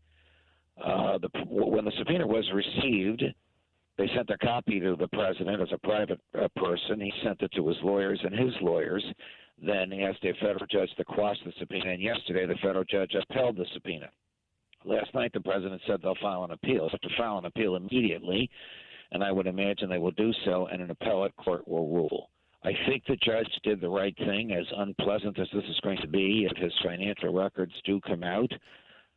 But I think he followed the law. This is a legitimate area of congressional inquiry, and the subpoena is presumed to be valid. The president's argument is there's no legitimate congressional interest here. All they want to do is irritate me, and they can't be trusted to keep anything secret. By the way, the judge admitted in the opinion that there's no such thing as a secret in Congress, and even though they're supposed to keep this secret, if they do get it, they never will. But he did find that there was a legitimate congressional interest in knowing whether or not the president committed either civil wrongs or crimes with these European banks who were lending him money. Gotcha. So let me ask you a couple of things about that. When you mentioned about underestimating or under-reporting, or valuing his assets, understating his assets. So, like, for instance, when I did my taxes, I tried to avoid legally every element of my income being taxed. So I always look for ways that I could write things off. There may be nothing wrong. There may be absolutely nothing wrong with what he did. Or there may be some shenanigans in there. Michael Cohen has painted it as criminal. And the question is, do you believe Michael Cohen? You don't have to reach that issue. Right. Is it credible enough to justify a congressional inquiry? And the court found yes. Now, an appeals court may find that the answer to that question is no. Yeah. But there's so many of these coming, Jamie, I would think that the Supreme Court will eventually tie them all in a bundle and rule on all of them at once. There's the House Judiciary Committee subpoena to Attorney General Barr for the full Mueller report. There's the House Judiciary subpoena, which will be dishonored this morning, for former White House counsel Don McGahn to testify. There's the House Ways and Means Committee subpoena to the Secretary of the Treasury for the president's tax returns. The president's going to lose that one as well because the statute is very clear. I think the statute is wrong and it's bad law, but it's the law. So a lot of these are going to come down the pike. I think the president will lose most of them, and he will quite properly appeal them, and it will continue to lose most of them. I don't think he's going to sit still and accept an appellate ruling against him. I think he's going to want a lot of these things to go to the Supreme Court. The Supreme Court usually doesn't take cases like this, but they might because there's so many of them coming. They might want to resolve it once and for all. What can a Democratic Congress get from a Republican president? Lay down the rules. So, Judge, if this goes to the Supreme Court, this has more ramifications for the future than just for Donald Trump. So what we're going to see is possibly, if indeed they do rule on this or take the case up, it has far-reaching implications for the executive branch and executive branch power, correct? Yes, it does. Yes, it does. And the Supreme Court thinks that way. That is, it doesn't take these cases in a vacuum. It thinks of how they will be perceived, how the logic behind the opinion as well as the ultimate outcome of the ruling will be perceived and utilized by future generations. And, in fact, for all of his general reckless attitudes about history, the president was quite correct yesterday when he said this isn't just about me, this is about the presidency. And he's right, it is about the presidency. But remember, the Congress is a co-equal branch. Its subpoenas are presumed to be valid. Its ability to investigate is as broad as its ability to legislate. Now, those four statements I just made, that's not me. That's the Supreme Court stating the role of Congress in our lives. And, in fact, as between Congress and the president, Congress is the superior branch. Why? Because it's listed first in the Constitution. So these are all things that the court has to keep in mind when it makes these rulings. It will look to a very famous case called United States versus Nixon. There are several United States versus Nixons. There's also a federal judge named Walter Nixon who was impeached. The Supreme Court ruled him out. This is Richard Nixon addressing the tapes. And there's a lot of language in there about how deep the judiciary can reach into the White House. Remember, the tapes were subpoenaed by a grand jury and then by a federal judge, not by the Congress. And the Supreme Court said, turn them over. That's when Nixon resigned. Yeah. Well, okay, so and this is going to sound like a very pedestrian question, maybe even a dumb one, but I'm honestly thinking about this when you talked about the co-equal branches. So under the co-equal branches of government, which we've talked about, where you look at this and the Congress issues a subpoena and it's presumed to be valid, as you say, under the guise of co-equality, couldn't then at that point the executive branch's opposition to said subpoena be valid? You know what I'm saying? Yes. That's what you have the judiciary for. Some opposition, or let's call it resistance. Some resistance is valid, some is not. Here's an example. The president said to Don McGahn, his then White House counsel, go and let the FBI interview you. By saying go and let the FBI interview you, he gave up executive privilege with respect to Don McGahn. Now the Judiciary Committee wants to interrogate him, and the president's asserting executive privilege. Well, a very basic principle of law is a privilege once waived cannot be reclaimed. So this is the president's own mistake or bad legal advice that he got, which exposes Don McGahn to interrogation. So that one, the president will lose.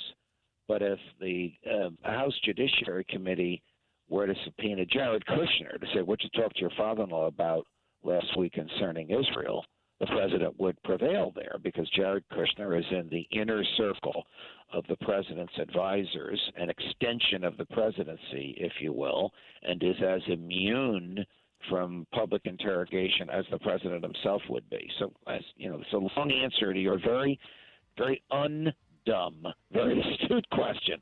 Some of these the president will lose. Some the president will win. Most he will lose because Congress has the power to legislate on almost anything, which is wrong, but it has it. The Judge Napolitano civics class is always so fascinating every Tuesday. I'm serious. This is stuff that is so important and crucial to our understanding of what we're seeing on the news every day. And I wish more people, because I'm fascinated by it, I wish more people were knowledgeable about how the government operates and the co-equal branches and that kind of thing. It would make our understanding of what we're seeing that much easier. But that's why you're here, the Thresher, as always on Tuesdays, Judge. Thank you so much, my friend. God love you, Jamie. All the best, my man. Love you too, friend. Okay, that's Judge Napolitano. It's Common Sense Radio. We're looking pretty much at clear roads out there. We do have a flash flood watch in effect for the area until midnight, and in St. Charles County, 94 remains closed in both directions between Payne and Solly roads with flooding. But everything else really just construction, and we've got plenty of that.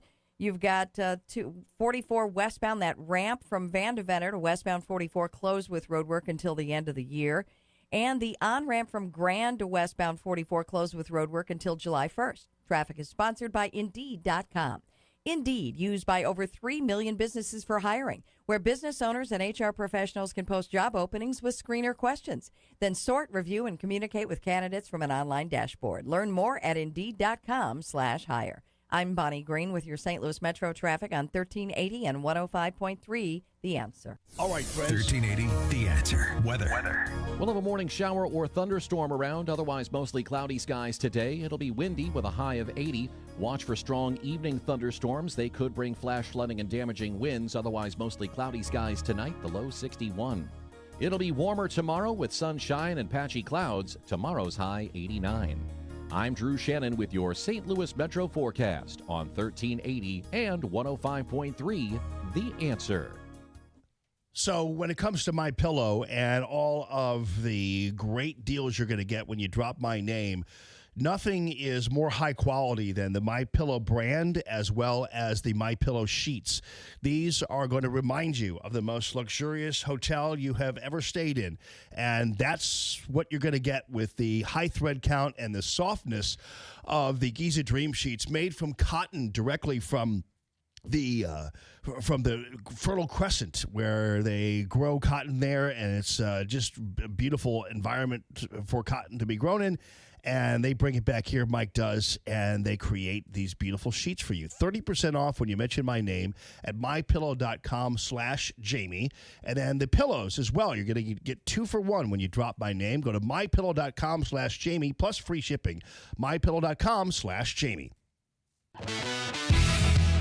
Rick Pogue here with Arrowhead Building Supply, the region's #1 specialty exterior building supplier. Arrowhead has the widest range of exterior products, from the most economical and commodity items to our highest-end outside elegance collection. If you need a contractor, Arrowhead supplies products to hundreds of the best contractors and builders in the business. Call us for a contractor referral and rest easy. The Arrowhead Cube Home Visualizer tool means you can upload an actual photo of your home and change it with just a touch of your finger. Now you can be 100% confident in your selections before they are installed in your home. Our product showrooms are the largest and most beautiful in the industry. We make it simple to experience a full range of siding, roofing, window, door, deck, and even stone options for your home or business. Check us out at arrowheadbuildingsupply.com or visit an Arrowhead showroom near you today in St. Peters, Missouri, Peebly, Missouri, and Fairview Heights, Illinois. Arrowhead Building Supply. Building supplies for building success. arrowheadbuildingsupply.com. Curtains, shades, blinds, shutters. What are the best for living rooms or bedrooms? Let me tell you about the quality customized service you will receive when you call Michael Proctor at Proctor Drapery. Michael Proctor is an interior designer with exceptional expertise when it comes to window treatments for your home or business. Michael Proctor has served our St. Louis area since 1974 with the highest quality and value for custom drapery, blinds, shades, and shutters. He is also a top-tier Hunter Douglas priority dealer and your first choice for Norman Plantation shutters. Call Michael Proctor today and schedule your in-home consultation with Michael's mobile design unit. He will come to you. Weekend and evening appointments are available. The one-on-one appointment with Michael Proctor will ensure the look is exactly what you're looking for in your home or business. Cut down on the risk of error and make your home great again. Proctor Drapery is the answer. Schedule your appointment today with Michael. Contact Michael at proctordrapery.com. It's Proctor spelled like doctor. The Dana Show, this afternoon at 1. Now, more Allman in the Morning on 1380 and 105.3. The Answer. Elmore James song. We like to play it. This is an old true story. This is called I Must Have Did Somebody Wrong song.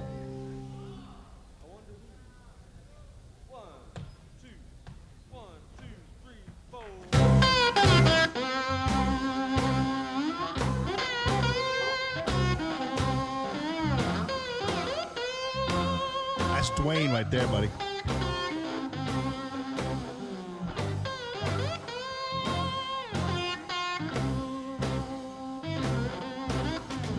The bell has tolled.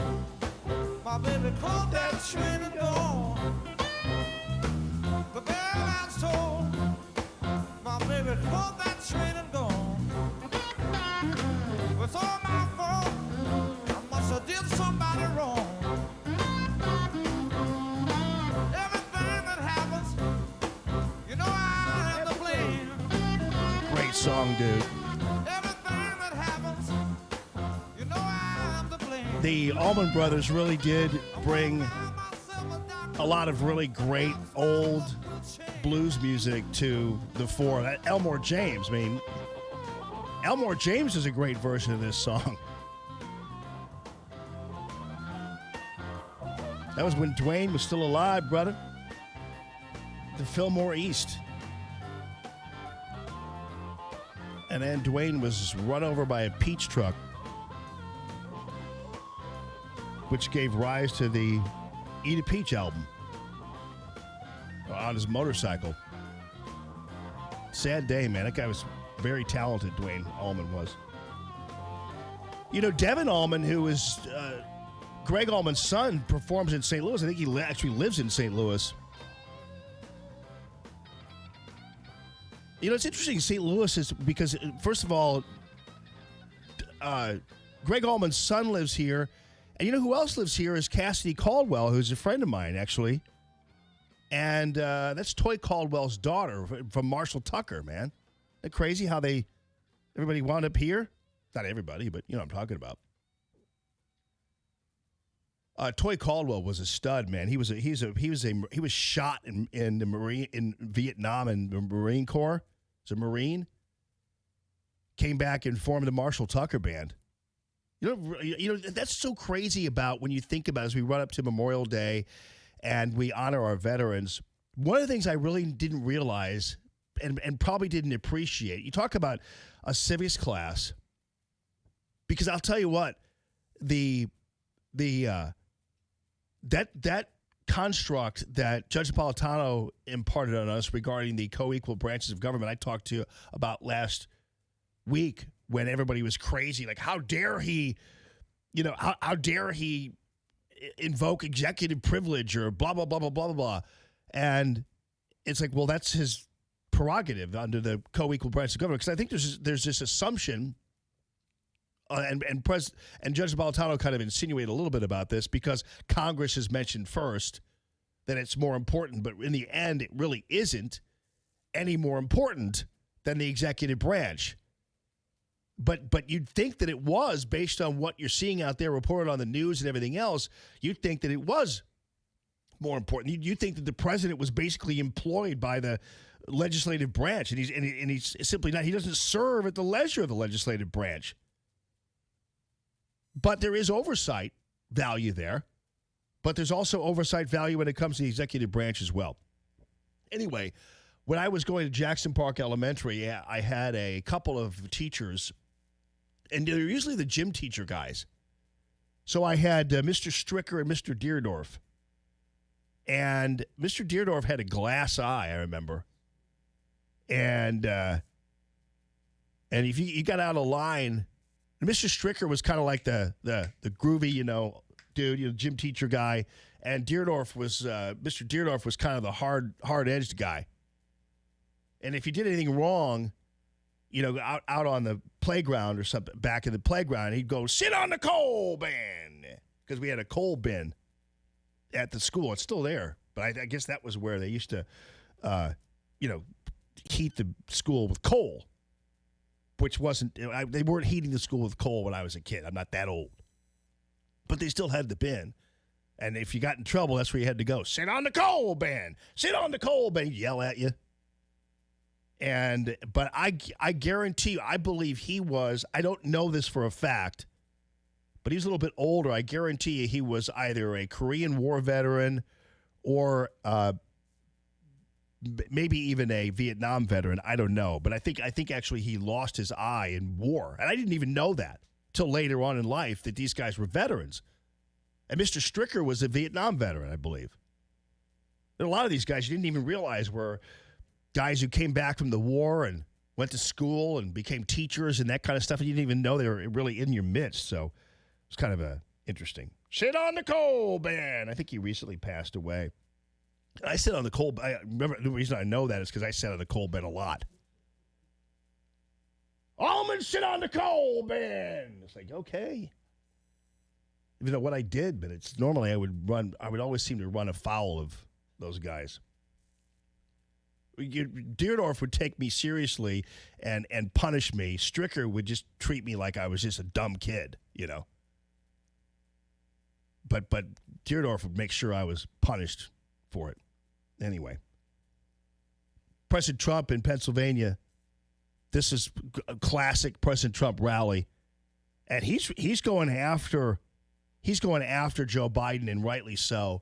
Because Biden is trying to change the game here, and people are like, well, he needs to pretend that Biden doesn't exist. Well, no, you got to, because Biden's out there talking about how Kaysen's writing his speeches, apparently, because he's talking about how the economy really is an Obama economy, which is really so false. But he still points it out. And he's doing it he did it over the weekend in Philadelphia. See, this is the other mistake. Joe Biden's not in Altoona. Joe Biden doesn't go to the places where President Trump went when he won Pennsylvania.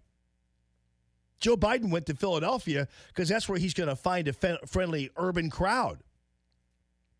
But when you go to the farther reaches of Pennsylvania, these people aren't fans of Joe Biden because they know what Trump told them to be true, and that is this. And don't forget, Biden deserted you. He's not from Pennsylvania. I guess he was born here, but he left you, folks. He left you for another state. Remember that, please. I meant to say that. This guy talks about, I know Scranton. I know that. Well, I know the place is better. He left you for another state, and he didn't take care of you because he didn't take care of your jobs. He let other countries come in and rip off America. That doesn't happen anymore. Because we're going to make America wealthy again. Yeah, and he's so right about that, and he needs to really hammer that home. The president needs to be relentless in that, and Republicans need to help him tell that story also. I don't see too many Republicans out there helping President Trump tell this story regarding the economy and regarding the changes that President Trump has made. I think there are a lot of Republicans out there, unfortunately, and Amash is the more vocal, and he'll lose his job in 2020, thank the Lord. But Amash isn't the only one. He's the more vocal about impeaching and everything else. But the people who aren't speaking out there, who aren't campaigning on behalf of the president, ought to be out there scrapping and telling the story to their constituents instead of just standing back and maybe even hoping the president doesn't win in 2020. Keep in mind, my friends, and I'm not cynical. I'm not very cynical about politicians. I'm not one of those people who believe all politicians are crooked and all that kind of stuff. But I'm telling you, it's not the worst thing in the world for them to have a Democrat as president of the United States when you're a Republican holding a congressional office. or for that matter, holding a Senate office. It's not the worst thing in the world because imagine how relevant you become when that happens. That's why a lot of these guys didn't mind President Trump losing to Hillary Clinton, because all they had to do was Hillary Clinton's in office and they fundraise for the next 4 years. And they become more relevant. They can tell their constituents, you know what, Hillary's going to ruin your life. Keep me in Congress. That's how it works. That's how it happens. And I guarantee you the Democrats, for the most part, a lot of these guys in Congress, they're having a heyday right now. They love the fact that President Trump's in office. They don't act like it when they're on TV, but bear in mind, they love the fact that President Trump's in office because they're raising tons and tons of money. You know, Maxine Waters, anti-Maxine, has never been more relevant. I mean, look at all these legislators who have become famous now because of President Trump. I mean, you Maxine Waters and Elijah Cummings, come on. Those people were the laughing stock. And Hank Guam's going to capsize Johnson? These guys were the laughing stock of the nation back in the day when Democrats were running the show. When Obama was around, did you hear a lot about Maxine Waters and all these people? No, of course you didn't. Adam Schiff? Some Republican from some lowly congressional district in California is now the star of stage and screen. They love this stuff. I mean, this guy, what's Chicken Choker's name? Steve Cohen. That guy's from Tennessee. That guy's never been more relevant in his lifetime. He's never been more important than now. So you understand the psychology of some Republicans. I'm telling you that these guys, it's not a bad thing for a Democrat to be president of the United States. They don't care that much about you. They care more about being able to solidify their positions and keep their positions. So President Trump is working against that. For a while there during the election time, and I'm not going to repeat myself on this too much, but you've heard me tell you this before. During the 2016 election, there are a lot of people in my business who didn't want President Trump elected because they didn't think that their talk radio shows and their books would sell if everything was okay. You know what I mean? They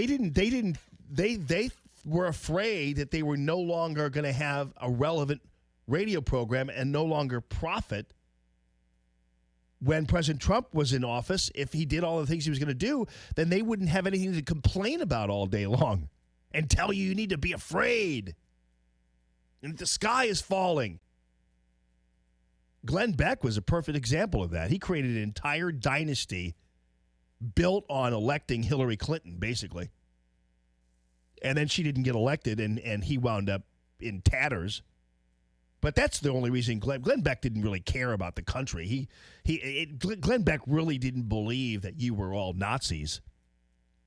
But he had to, because otherwise, what are you going to talk about?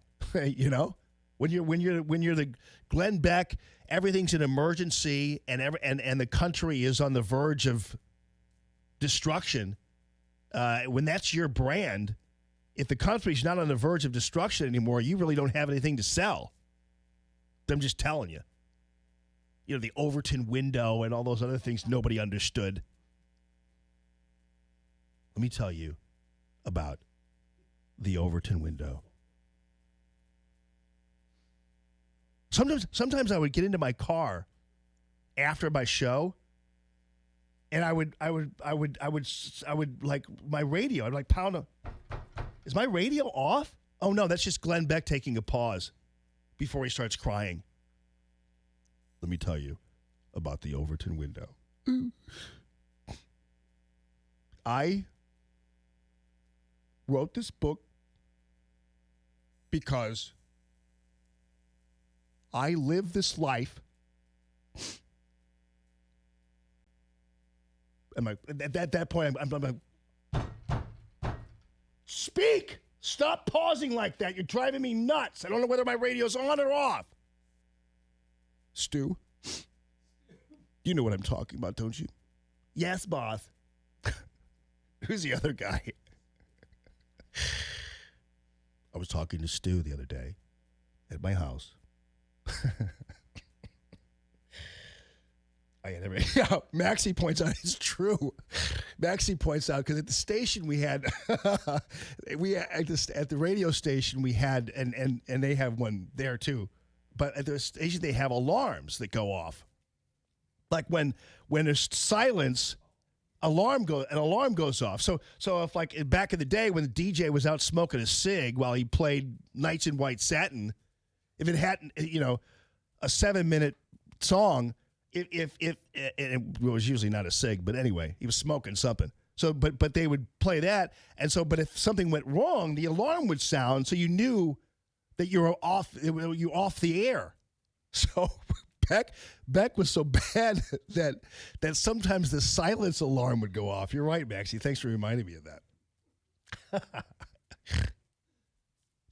Stu, grab me that cup over there, please. So anyway, but there are people who benefit from opposites. And that's why, to me, it really took a lot of guts for people like Sean Hannity and Laura Ingraham. And to tell you the truth, myself.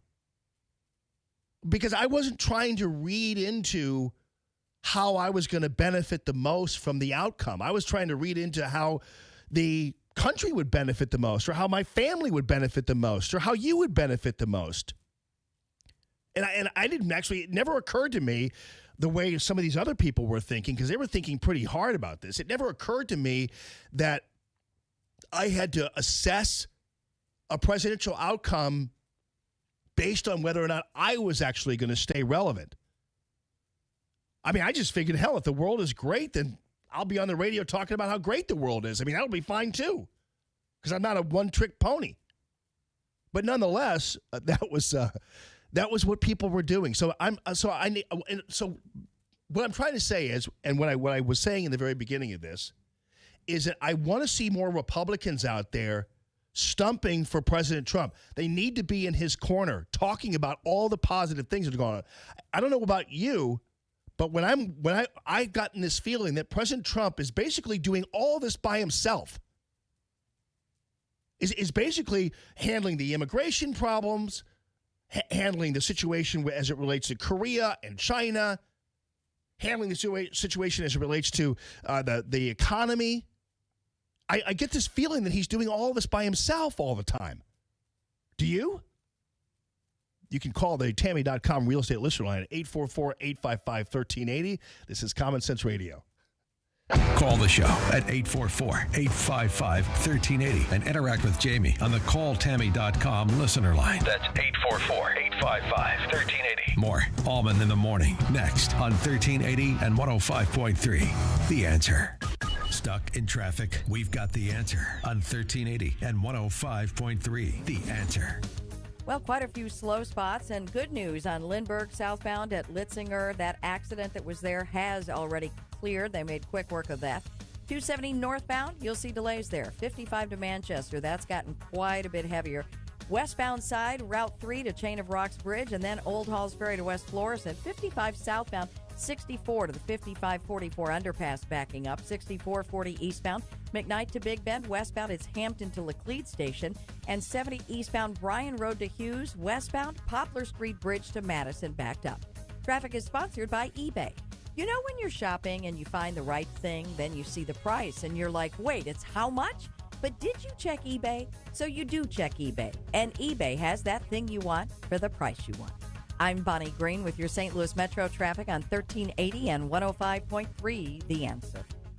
All right, friends, the Skin and Laser Institute of St. Louis, skinlaserstl.com is the website, and also Skin Laser STL on Instagram, because Dr. Elira Figueroa and her staff constantly populate these social media outlets and the web with pictures and solid proof that they are indeed changing the lives of St. Louisans left and right, male and female, talking about changing your body in terms of sculpting your body, in terms of melting fat, in terms of tightening skin, which is great. She does a great job with that. In terms of the Botox and the microneedling, as well as the hydrofacials, all kind of new frontiers in wellness when it comes to bodies and faces. And that's a really cool thing. Nowadays, it's not one of these real invasive things that you have to go through. It's very easy. It's painless. And it makes you feel fantastic and look fantastic. And a lot of what it does, especially with the microneedling and the hydrofacials and that kind of thing, and even with the body sculpting, is they're just simply rearranging things, using what is already in your body and on your body, and drawing out the best that your body has to offer. That's really what it's all about at the Skin Laser Institute, skinlaserstl.com. Don't forget, too, about her vast array of IV treatments. Nowadays, people are thinking, IV, isn't that what you get in the hospital? And isn't that? It's not really that big of a deal. I get them all the time, or as much as I can at least. And these are vitamin injections that take upwards of 10, 12 minutes or something, and you're out the door. Or you might want to get something that's going to help beautify your skin, or something that will help increase your metabolism, or something that will help you recover from a hard week. Maybe you had lacked some sleep or did whatever, and you need to get some energy in your system. Do it naturally with the IV treatments offered to you by the Skin Laser Institute of St. Louis, skinlaserstl.com.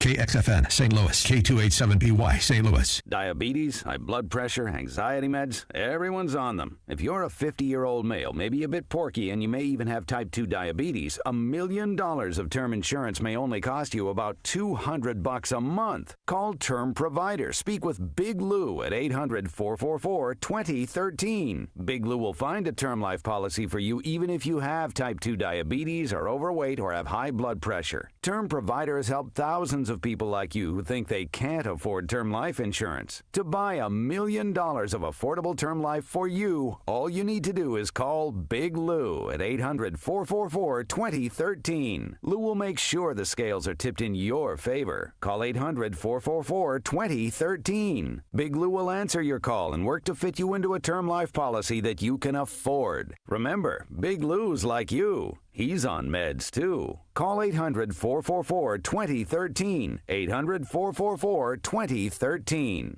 Hey, want to talk with Jamie? Call 844-855-1380. 844-855-1380. And interact with Common Sense Radio.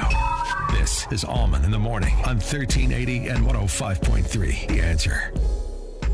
I just want you close, where you can stay forever. You can be that it will only get better. You and me together through the days and nights. I don't worry 'cause everything's gonna be alright. Happy Tuesday to everybody. Coming up, gonna talk to this guy who is the historian and curator of the International Spy Museum in D.C. And they've got a podcast that is called Spycast. He's an Army veteran, served in the Balkans, and pretty groovy dude. And he has a new book called Nuking the Moon. And basically, it's about intelligence schemes and military plots that actually never kind of got off the ground. Things that these guys were planning on doing. And I suppose nuking the moon is one of them. But just in case. That never really got off the ground. Should be fascinating. So he's going to be on at 8:30. And then also I'm going to take up something a little bit more lofty on the other side of this break. But it's lofty but important. Because believe me, of all the things I see, and I go, there's Beto O'Rourke talking again, and there's Elizabeth Warren, and there's Bernie Sanders, there's President Trump, another rally, all those things, which I love his rallies, by the way. Don't get me wrong. But when you start messing with James Madison, and you're running around the internet writing stories about how James Madison really supported gun control, then you've wandered into my spider web, and I'm going to eat you. First, I'm going to paralyze you with my fangs, and then I'll just let you sit for a while. Then I will eat you when I'm ready. That's kind of what it is. Or I will be a cat, and you'll be the injured mouse, and I'll just bat you around with my paws for a little while. Don't mess with James Madison. And don't try to tell me James Madison was, James Madison really didn't really appreciate the Second Amendment. He was actually a gun control advocate. I'm like, I could smell that manure coming off of my computer. So we're going to dismantle that notion. Don't let anybody try to change your mind about what the Founding Fathers thought about the Second Amendment. So we'll take that and your phone calls to the calltammy.com real estate listener line, 844-855-1380. News this hour from townhall.com. I'm Rich Thomason. It's another day of unsettled weather across parts of the Great Plains. A confirmed tornado spotted earlier this morning near the Tulsa airport. A powerful storm system spawned dozens of tornado sightings yesterday, also resulted in significant flash flooding across parts of Texas and Oklahoma. Forecasters warn of more severe weather today. Former White House counsel Don McGahn will not testify today before the House Judiciary Committee despite a subpoena. President Trump ordering McGahn not to appear before the panel, citing constitutional precedent. He said there's no collusion. Now what happens is the Democrats want to redo, and we've had enough, and the country's had enough. There has never been, ever before, an administration that's been so open and transparent.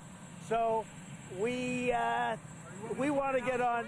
What we want to do is get on with running the country. A federal judge has ruled against the president in a financial records dispute with Congress. The U.S. District Judge says President Trump cannot block a House subpoena of his financial records. According to the judge, the Democratic-led committee's reasons for the documents were valid legislative purposes. But the president begs to differ. We disagree with that ruling. It's crazy because you look at it, this never happened to any other president. They're trying to get a redo. And he points out that the judge in the case was appointed by President Barack Obama. Greg Clugston, Washington. Secretary of State Pompeo and Acting Defense Secretary Shanahan will be among officials briefing Congress later today on U.S. relations with Iran. Tensions between Washington and Tehran have been on the rise recently. Lawmakers want to learn more about that. Today's will be a classified briefing taking place behind closed doors. On Wall Street this morning, Dow futures up 162 points. S&P futures better by 17. NASDAQ futures 59 points higher. More on these stories at townhall.com. Stuck in traffic? We've got the answer on 1380 and 105.3. The Answer. We're back to being accident-free out there, but we're not delay-free. 270 northbound, big back up there. Tesson Ferry to Manchester. Westbound, Route 3 to Chain of Rocks Bridge slows, and then Old Halls Ferry to West Florissant. 44 westbound, you're seeing delays between 55 and Grand Boulevard through that ongoing construction. And 55 southbound, 64 to the 5544 underpass, pretty tight going there. 6440 eastbound, McKnight to Big Bend slows. Westbound, it's Hampton to Laclede Station, and 70 westbound, Poplar Street Bridge to Madison. Traffic is sponsored by Dell. Special announcement. Get up to $300 off select Dell and Alienware computers with Intel Core processors during Dell's Memorial Day sale. Get free shipping on everything, including electronics like Bose headphones. Call 800-BUY-DELL or go to Dell.com/Memorial Day. I'm Bonnie Green with your St. Louis Metro traffic on 1380 and 105.3 The Answer. 1380 The Answer. Weather. We'll have a morning shower or thunderstorm around, otherwise mostly cloudy skies today. It'll be windy with a high of 80. Watch for strong evening thunderstorms. They could bring flash flooding and damaging winds, otherwise mostly cloudy skies tonight, the low 61. It'll be warmer tomorrow with sunshine and patchy clouds. Tomorrow's high 89. I'm Drew Shannon with your St. Louis Metro forecast on 1380 and 105.3 The Answer. I'm Lou Dobbs. Google says its services on Huawei phones still works. Alaska wants its share of the global seaweed business. Those stories and more next. Are you hiring? Do you know where to post your job to find the best candidates? Posting your job in one place isn't enough to find quality candidates. If you want to find the perfect hire, you need to post your job on all the top job sites. And now you can. With ZipRecruiter.com, you can post your job to 100 plus job sites, including social media networks like Facebook and Twitter, all with a single click. Find candidates in any city or industry nationwide. Just post once and watch your qualified candidates roll in to ZipRecruiter's easy-to-use interface. No juggling emails or calls to your office. Quickly screen candidates, rate them, and hire the right person fast. Find out today why ZipRecruiter has been used by over 400,000 businesses. And right now, listeners can try ZipRecruiter for free by going to ZipRecruiter.com/America. That's ZipRecruiter.com/America.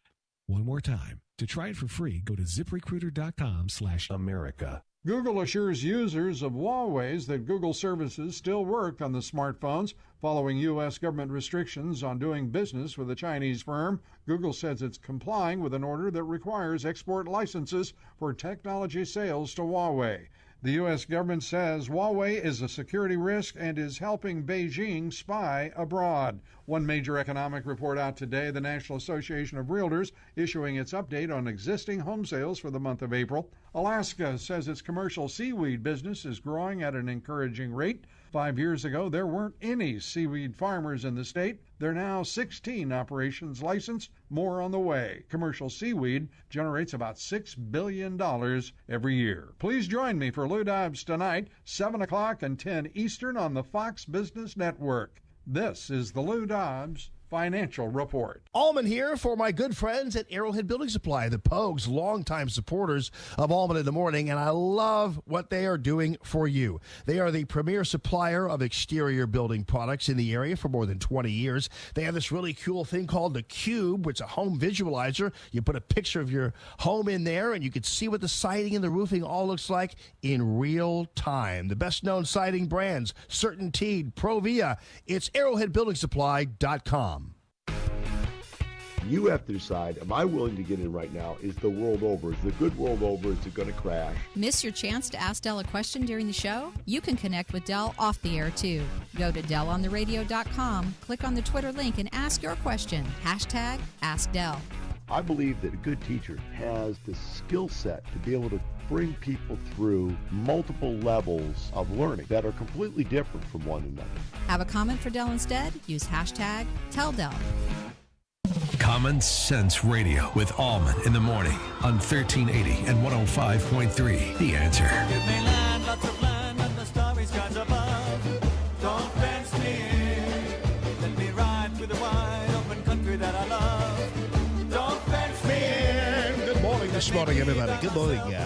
Happy Tuesday. Apparently now, is it true, though? Are we going to really have that? I never know. I never know when they say we're going to have bad storms. I never really know whether it's true or not. Are we or not? Are we not? I just always assume it's going to be south of us and just hit Farmington or and north. Festus and or St. Charles. Yeah, I'll just take off the Carroll House furniture roof and I was there when that call happened. it a day. I was living in the apartments across from it that night. Were you really? Yeah, man. We just got married. That was scary, dude. When St. Louis weather gets bad, the worst of it, that rips through that northern corridor like crazy, man. Remember, it took off the roof of the airport once. But that's all open land out there. I mean, if you're a tornado, that's where you're going. You're going to wide open land. That's what I would do if I were a tornado. I'd go and take everything out I could in that open land area there. Eat up everything. If I'm a tornado, I want to see a nice farm silo in my gullet as I'm traveling the earth at 150 miles an hour. I'm not going to bother with downtown St. Louis. There are too many buildings to get in my way. I can't have any fun. I don't have any freedom. I'm like getting into St. Louis. Oh, darn, there's a building right there. Damn. I can't get past that building. So that's why I'm wondering about the warnings for the is it this? What is it called now? The place where the Blues play hockey? Is it Savas Center still? Okay. There's another center that I didn't even know they changed the name. Every once in a while, folks, can some people just inform us when they change the name of something? I was watching a commercial for a band playing at some kind of center. I'm like, where is that? Like they changed the Riverport name all the time, and then they changed the Peabody Opera House name to something. Forgot what that is. Did you see how the gas people or the electric people changed the name of their company off the bat? I got something in the mail. I thought it was junk mail, but it's from the like. Is it? Yes. Yeah. What is it? Yeah. It's like, when did you change your name to that? I thought it was like a solicitation. I was going to throw it right in the trash. They just change the names all the time. Anyway, there are warnings now because of the weather later on that somehow there's going to be some kind of how to protect yourself when you're at the hockey game, which may or may not be a thing. But sometimes the news people like invent stories to make you concerned about something that really isn't much of a risk. But I don't know. That's why I never know. That's the danger when these guys do this. The sky is falling, is the next time they tell you the sky is falling, like, yeah, maybe, or maybe not. By the way, that bearded guy that I've been talking about on the San Jose Sharks, Joe Thornton, did you realize what a bad guy is? Did you know that? Well, if you look at a couple of articles out there, Dave Perrone, is out there, but Dave Perrone wears a tinted visor. I don't know whether you notice it on the hockey field. I didn't notice it at all on the ice. But I haven't. I don't follow the Blues the way I follow the Cardinals, that kind of thing. But not because I don't like the Blues. It just hasn't been something in my wheelhouse for a while. But anyway, the tinted visor. I'll read from an article here, and the headline is Joe Thornton deserves nothing. Like there are people and commentators acting like this seasoned, grizzled veteran. His day has come. He finally deserves a cup in his hand. The Stanley Cup. He's due. So this writer reminds you. Well, think of Dave Perrone when you think of Joe Thornton and what he deserves. Because if you look at the tinted visor that Perrone wears, it's a result of being a cheap shot hit on him delivered by none other than Joe Thornton. If you watch the video, it's they call it the chicken wing hit. So basically what Thornton did was came up from behind Perrone, and I'm sorry if you Blues fans already know this story and I'm butchering it, I'm sorry, but he came up behind him and elbowed him and knocked him to the floor, knocked him to the ground. And it was when he came out of the penalty box. He was already in there for a penalty. So he comes out of the penalty box, skates on the ice, picks up his steam, and delivers the chicken wing blow to Dave Perrone. And so basically Perrone was left severely injured by the whole thing. And then wears this tinted visor to protect his face. I don't know what exactly happened. This story doesn't detail exactly what happened. But this guy's responding to the article written about this Joe Thornton character where this fawning profile of Thornton and acts like, it's been 21 seasons in the hockey, and Thornton deserves now the cup. What he deserves is an elbow to his face. Is what he. I hope they get one last, and I think they're waiting for it. To tell you the truth, the Blues, because as you saw the game on Sunday, the Blues kept getting hammered by the Sharks, and they were trying to bait them into fights and that kind of thing, and the Blues didn't take the bait. Some of you were frustrated because you're watching the Blues get hit, and they're pushing, and then you had this little stumpy, fat dude. I've never seen a fat, stumpy dude play hockey in my lifetime, but it was this guy Haley who's just this little tree stump. But he gets out there and starts fights with everybody and doesn't, and the Blues didn't take him out on it. He gets a minor, and that's what resulted in Tarasenko's penalty shot. And I think it was Tarasenko. I'm sorry. But anyway, his goal. So much for that, right? So but they've been kind of resisting.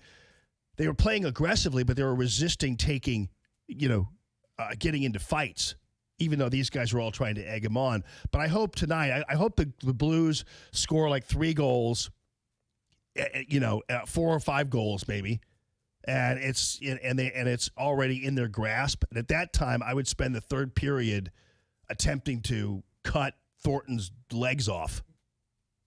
That's what I would do. Of course, you don't want too many penalties and then have them catch up. But somehow, like maybe in the last 2 minutes or something, they ought to unleash holy terror on this Thornton character and pay him back for what he did to Perron. That's what I would do. But I'm a vengeful, mean hockey coach. Listen to me. I don't know anything about hockey hardly. I think I know what icing is. Yeah. And the Blues are called for icing. It's kind of like offsides. I think you can't just like shoot. I don't know. That's what I think it is. I don't know what a minor and major. I don't know. But I like watching it, and I hope the Blues, and I think once the Blues get past the Sharks, if they get past the Sharks, hell, you're playing Boston, and that's when you're going to see some real fighting. Because those guys are a bunch of thugs up there in Boston, a bunch of bearded thugs, man. So they need to be taken out too. So I kind of get in hockey, and it's no wonder I listen to people who are big hockey fans. They love, even Natalie loves it when they fight. My 11-year-old daughter, Daddy, it's another fight. I go, yes. She loves it.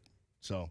I don't want too many of those. All right, so speaking of running afoul, speaking of coming into my lair, so I look at this article, and of course it's in the Daily Beast, which is just where every good idea, every reasonable essay goes to die. And this is written by a character named Igor Volsky. Thanks, Igor. And he says, James Madison played politics and gave us the Second Amendment. Here's what he states specifically, and I don't need to get into it. He says, the Founding Fathers wanted a country with fewer guns, but Madison was running for Congress and had to placate the Baptists. Listen to this garbage. He explains that Trump and Reagan at one point were this and were opposed to guns and big guns and all that kind of stuff, which is irrelevant right now, by the way. For centuries, Americans had accepted and even promoted strict gun controls. During the Revolutionary War period, for instance, the colonists heavily regulated firearms with a militia structure. Service was mandatory, and the militias were made up of white male landowners who were required to carry and obtain their own firearms, guns they used to strip Native Americans of, and rule enslaved Africans. Okay, so you're kind of getting the picture, but the bottom line is this guy's starting to mess with James Madison. And at that point, it's time to unleash the wrath of history on these individuals. James Madison at one time did advocate a bill for the preservation of deer. So there was some concern about the misuse of guns when it came to hunting. There were a lot of people who were in a situation where they thought there was a level of abuse of guns at that time in terms of hunting and everything else. But keep in mind, James Madison wrote the Second Amendment and also, by the way, wrote Federalist Paper number 46. This was in 1788. He said, besides, and this is why this stuff is so much garbage, and I hope that they're not teaching this crap in schools, but these Daily Beasts and Igor Volsky, whoever the hell he is, these guys are trying to rewrite history, and it doesn't work. But here's what James Madison wrote. Okay, so this guy's trying to make assumptions that James Madison really didn't mean anything he said. Federalist Paper number 46. Besides the advantage of being armed, which the Americans possess over the people of almost every other nation, the existence of subordinate governments to which the people are attached and by which the militia officers are appointed forms a barrier against the enterprises of ambition, more insurmountable than any which a simple government of any form can admit of. So basically what we were saying was the well-formed militia, so to speak, was going to be there to keep people like the Brits from ever being able to survive again. And the colonists, even though it came in the form of a well-formed militia, that's what we would do. Keep in mind, the possession of firearms on the part of Americans is so we can form a militia in the event that we need to battle tyranny. That's pretty much what that's all about. That's at least the way I read it. And if you listen to what Madison had to say, his quotes, he clearly indicated that the right to bear arms was critical on the part of Americans because they needed to be able to repress an oppressive regime in the event that it happened. Here's another from Federalist 46, January 29, 1788. The ultimate authority, wherever the derivative may be found, resides in the people alone. And then, of course, you have, when they talked about the founding fathers being gun control, I can give you an entire list of, it doesn't matter whether it's Patrick Henry, whether it's Thomas Jefferson, whether it's Noah Webster, George Mason.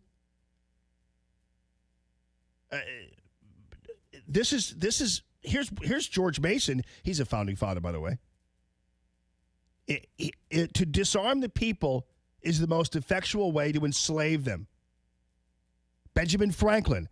They that can give up essential liberty to obtain a little temporary safety deserve neither liberty nor safety. That's what.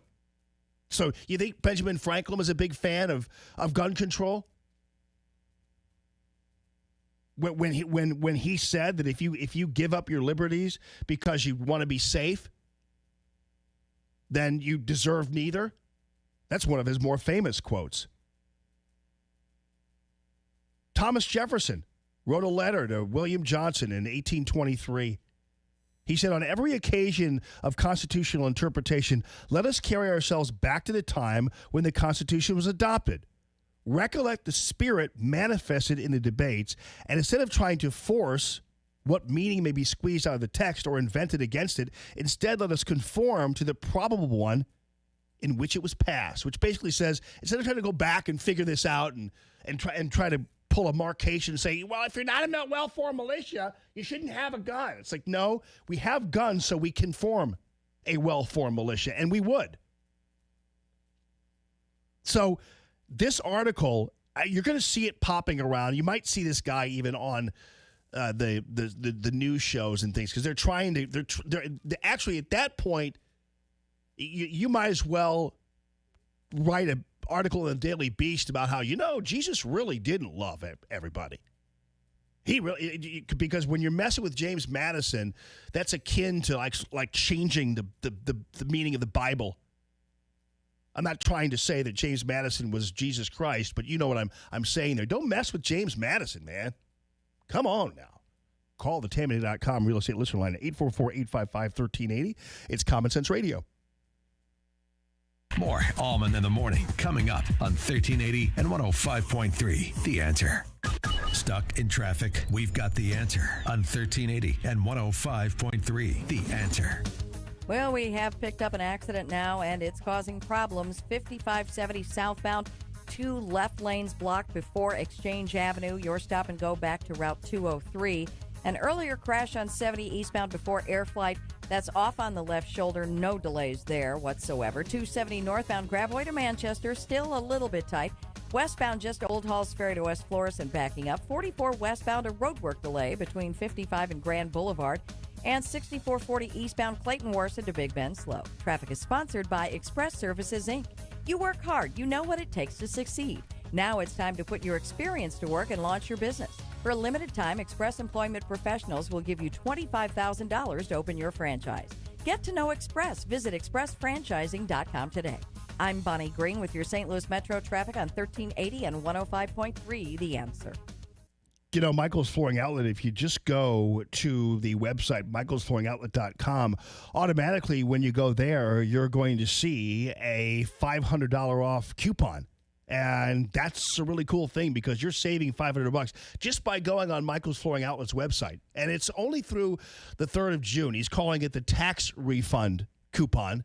And even though obviously he's calling it a refund, even though we all know it's really not, but for the purposes of communicating with you, he's calling it a tax refund $500 off coupon. So you go there and you can apply that coupon to any brand new flooring job you want to do. And so if you're suddenly in a situation where you are wanting to have wood flooring in a high traffic area, but you didn't want it in there before because you were afraid the dog was going to pee on it or your kids were going to spill milk on it, whatever. You always wanted a wood floor kitchen. You can have that now with the faux wood products that basically look, I mean, I'm telling you, there's nothing to distinguish it from real wood, it seems, except for the fact that it's not real wood.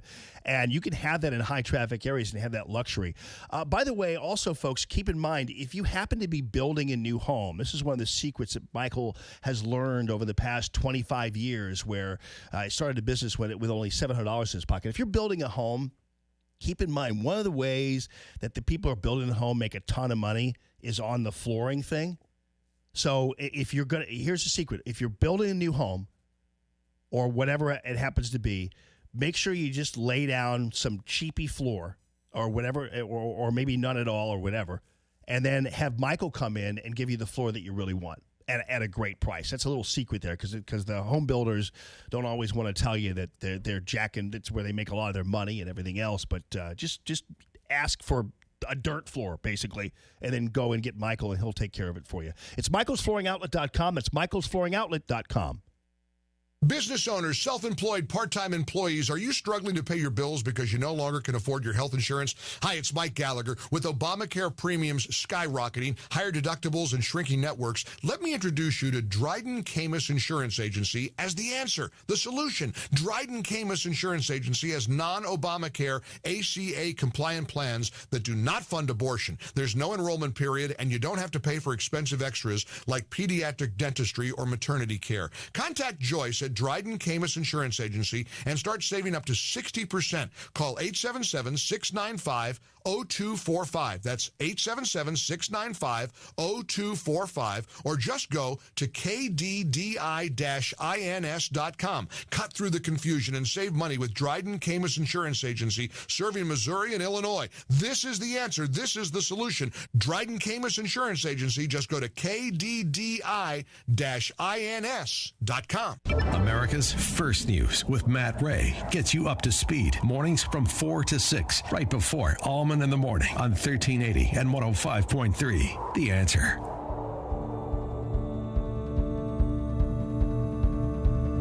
So this Igor Volsky guy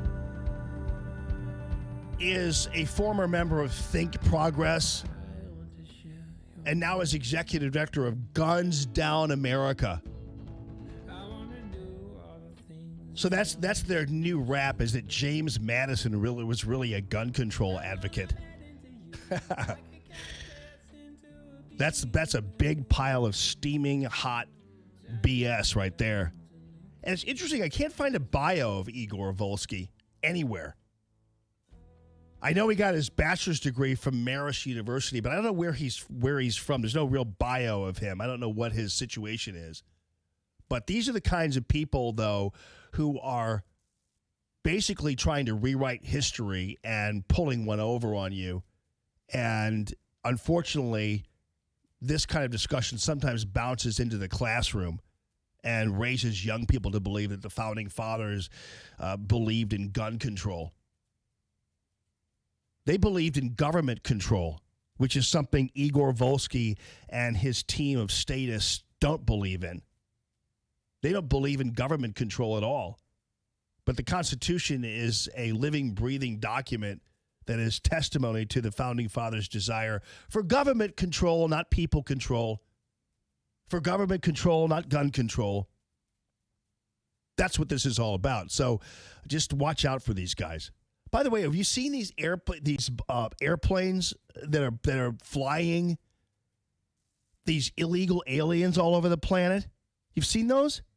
Because they're overflowing detention centers. Now they're flying these people out to other places. Where are they going? What's going on?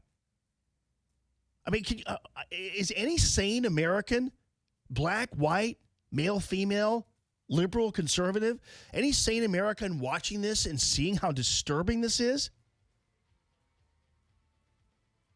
That the United States is suddenly putting all of its tasks aside and zeroing in on people who don't even belong here. It's crazy. We'll follow up on that. And the author of a new book called Nuking the Moon.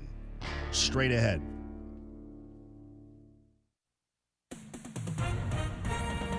With SRN News, I'm Rich Thomason in Washington. It is another day of unsettled weather across parts of the Great Plains. A confirmed tornado was spotted earlier today near the Tulsa airport. No damage at the airport, but there was some damage reported nearby. No reports of any injuries. Former White House counsel Don McGahn will not be testifying today before the House Judiciary Committee, despite a subpoena. President Trump ordered McGahn not to appear before the panel, citing constitutional precedent. Secretary of State Pompeo and Acting Defense Secretary Shanahan will be among officials to brief Congress today on U.S. relations with Iran. Tensions between Washington and Tehran have been on the rise in recent days. Wall Street is just open for business, and right now the Dow is up about 135 points, the S&P up 16, the NASDAQ better by 64. More details at srnnews.com. Stuck in traffic? We've got the answer on 1380 and 105.3. The Answer. An accident on 270 southbound causing bigger problems now. Your stop and go from 70 to before Dorset, where 2 right lanes are blocked with that accident. We can see it from the jam cam north of Dorset. There was an accident on the left. There's an accident on the left shoulder, 70 eastbound before Airport, and 5570 southbound before Exchange. That crash has been cleared. Still a bit of a backup to Route 111. We've got delays on 270 northbound 44 to Manchester and 6440 eastbound McKnight to Big Bend. Traffic is sponsored by Express Services, Inc. You work hard. You know what it takes to succeed. Now it's time to put your experience to work and launch your business. For a limited time, Express Employment Professionals will give you $25,000 to open your franchise. Get to know Express. Visit expressfranchising.com today. I'm Bonnie Green with your St. Louis Metro traffic on 1380 and 105.3 The Answer. 1380 The Answer. Weather. We'll have a morning shower or thunderstorm around, otherwise mostly cloudy skies today. It'll be windy with a high of 80. Watch for strong evening thunderstorms. They could bring flash flooding and damaging winds, otherwise mostly cloudy skies tonight, the low 61. It'll be warmer tomorrow with sunshine and patchy clouds. Tomorrow's high 89. I'm Drew Shannon with your St. Louis Metro forecast on 1380 and 105.3 The Answer. Ladies and gents, Banner Construction ready to rock and roll with you. The trucks are rolling out, and it's now time to go ahead and consider the new exterior project brought to you by my friends over at Banner Construction, who have been longtime supporters of the Allman in the Morning Show. Love these guys. Bill, Sam, and the rest of the team out there do great work. I have been an avid customer of theirs. They put on a brand new roof for me. They put on the James Hardy in my old home. They redid the vinyl siding, which looks beautiful on my new home. And these guys are just fantastic. And I'm telling you what, they've been with me since 2005. And as God is my witness, I am telling you, I have only received one complaint from somebody. And that is, and I'm talking about since 2005, okay? one complaint from somebody, and that was somebody who lived too far away to have Banner Construction. They couldn't come all the way out to whatever. It was way the hell out in western Missouri, and they could still somehow pick me up or whatever. And they called Banner, and Banner's like, I don't know, we can't really come to Kansas City, or Liberty, Missouri, I think it was something like that. But that was the only complaint I've ever gotten, is that they couldn't become customers of Banner Construction. And I'm telling you, and I guarantee you, I'd hear from people if there was a complaint. And so Banner has a flawless customer service record, and having experienced their work myself, I just absolutely love these guys and trust them, and they get the job done, they get it done thoroughly, and they get it done right. So check it out, 569-1050, bannerconstruction.com. We know you're out there hiding in plain sight, living a life of quiet desperation, wondering if you're going to beat your money to the grave. There's a better way, a better life at Lifestyles Unlimited. It's time to live the life you deserve. You can only do that by creating passive income. Let us show you how. It's just 2 hours. It can't be worse than another meeting about meetings or another mindless night in front of the TV. Go to lifestylesunlimitedworkshop.com. That's lifestylesunlimitedworkshop.com. Curtains, shades, blinds, shutters. What are the best for living rooms or bedrooms? Let me tell you about the quality customized service you will receive when you call Michael Proctor at Proctor Drapery. Michael Proctor is an interior designer with exceptional expertise when it comes to window treatments for your home or business. Michael Proctor has served our St. Louis area since 1974 with the highest quality and value for custom drapery, blinds, shades, and shutters. He is also a top-tier Hunter Douglas priority dealer and your first choice for Norman Plantation shutters. Call Michael Proctor today and schedule your in-home consultation with Michael's mobile design unit. He will come to you. Weekend and evening appointments are available. The one-on-one appointment with Michael Proctor will ensure the look is exactly what you're looking for in your home or business. Cut down on the risk of error and make your home great again. Proctor Drapery is the answer. Schedule your appointment today with Michael. Contact Michael at proctordrapery.com. It's Proctor spelled like doctor. Hey, don't just listen to Allman in the Morning. See the show at theanswerstl.com. Now, more Allman in the Morning on 1380 and 105.3. The Answer. Yes, I've been black, but when I come back, no. I ain't got the time, and if my daddy thinks I'm fine, just try to make me go to rehab. I won't go. We're looking at the story coming out of Iowa now. The farmer is upset about the trade war, even though they're the most coddled segment of our economy around. So we'll follow up on that. There's something in this story that you're not being told. So we'll follow up on that just a little bit. I discussed this with Mark yesterday in the morning, and you're just not being told the full story. So we'll focus on that as well. But right now we're going to have a little fun because, hey, Vince, how do I pronounce your last name? Is it Houghton? It's Houghton, actually. Houghton. Okay, yeah. Well, I had a 50-50 chance of getting that one right. So, Vince Houghton, welcome to the program. And by the way, before we get going on the brand new book, thank you for your service in the United States Army, buddy. Appreciate that very much.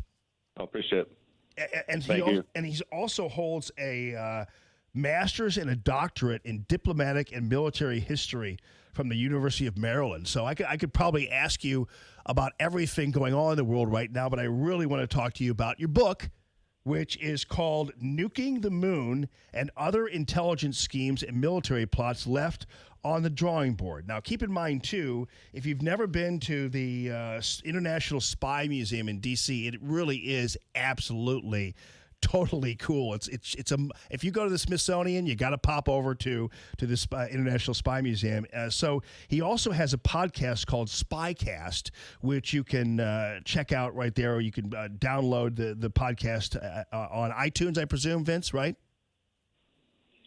Yeah, it's everywhere iTunes Okay. Podcasts are available. Spotify, iTunes, all that. Fantastic. Okay, so tell me about the book. This sounds fascinating because I've never heard of some of these stories that you address, like including Acoustic Kitty. I like that one a lot. Yeah, there's a reason Acoustic Kitty leads off the book. I think that it really kind of sets the tone for everything else. This is a program in the 1960s. It's real. None of the stuff in this book is fake, even though if you brought this to a Hollywood producer, they'd laugh in your face. Acoustic Kitty was a CIA program to turn a common house cat into a covert listening device to spy on the Soviets without them knowing it. And this isn't just kind of planting a bug on like a collar for a cat. This was implanting a listening device inside the cat itself using a surgical procedure where its ears would be the microphone, its tail would be the antenna, and then you would train it to go and listen to conversations of people, Soviet spies or military personnel. And, of course, they would just think it was a cat sitting there, and they'd maybe even scratch the head of the CIA listening device, not realizing that the little kitty there is working for the agency. Now, you might have noticed I said train the cat to do what we wanted it to, and that's kind of where they ran into some trouble. Anyone who's been around for a cat for 10 seconds and you hear the phrase train a cat realizes that I don't care how good the CIA is, this is where you're going to run into a problem. And that's exactly what happened. Yeah, I guess that they didn't really anticipate the fact that in reality, cats like to basically ignore people. That's kind of their thing, right? So every once in a while they'll rub up on your leg or something, but other than that, that's interesting to train. The idea of training a cat is just hilarious. But still, though, at that time, man, people were desperate. I mean, the Soviet Union, I mean, it was a big threat, and so they were trying to pull out all the stops. And these were smart people coming up with these ideas, correct? Yeah, and that's the key. I think that, this is a lot of fun stories, but there is a big picture message to it, is that during World War II and the Cold War, we had existential threats. We had threats to our existence. And so people were willing to do things they never would otherwise.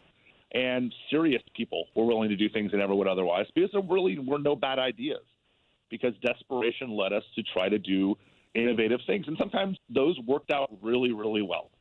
The space program, nuclear weapons, satellites, all GPS, all the great inventions that we use every day are coming out of this desperate attempt to do everything. Well, don't read this book if you want to learn about that stuff. That's for other books. Yeah, right. I didn't include any of the stuff that worked. This is full of things that we tried, and they didn't fail. They never got to the point of failure. They were just canceled before they got a chance to fail. Yeah, right. And well, it's like in the World War II or whatever, we had so many battles that didn't work out in our favor, but you have to try. That's kind of how it all works out. Life is like that too. So tell me about Project SEAL. This is a World War II idea.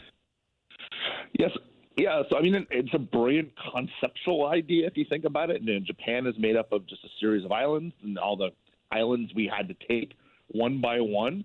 It cost the lives of thousands of Marines and soldiers and airmen and sailors. And if we could find a way to prevent actually having to invade these islands one by one, this could save a lot of American lives and British lives and Australian lives. And the idea behind it was, could we create an artificial tsunami?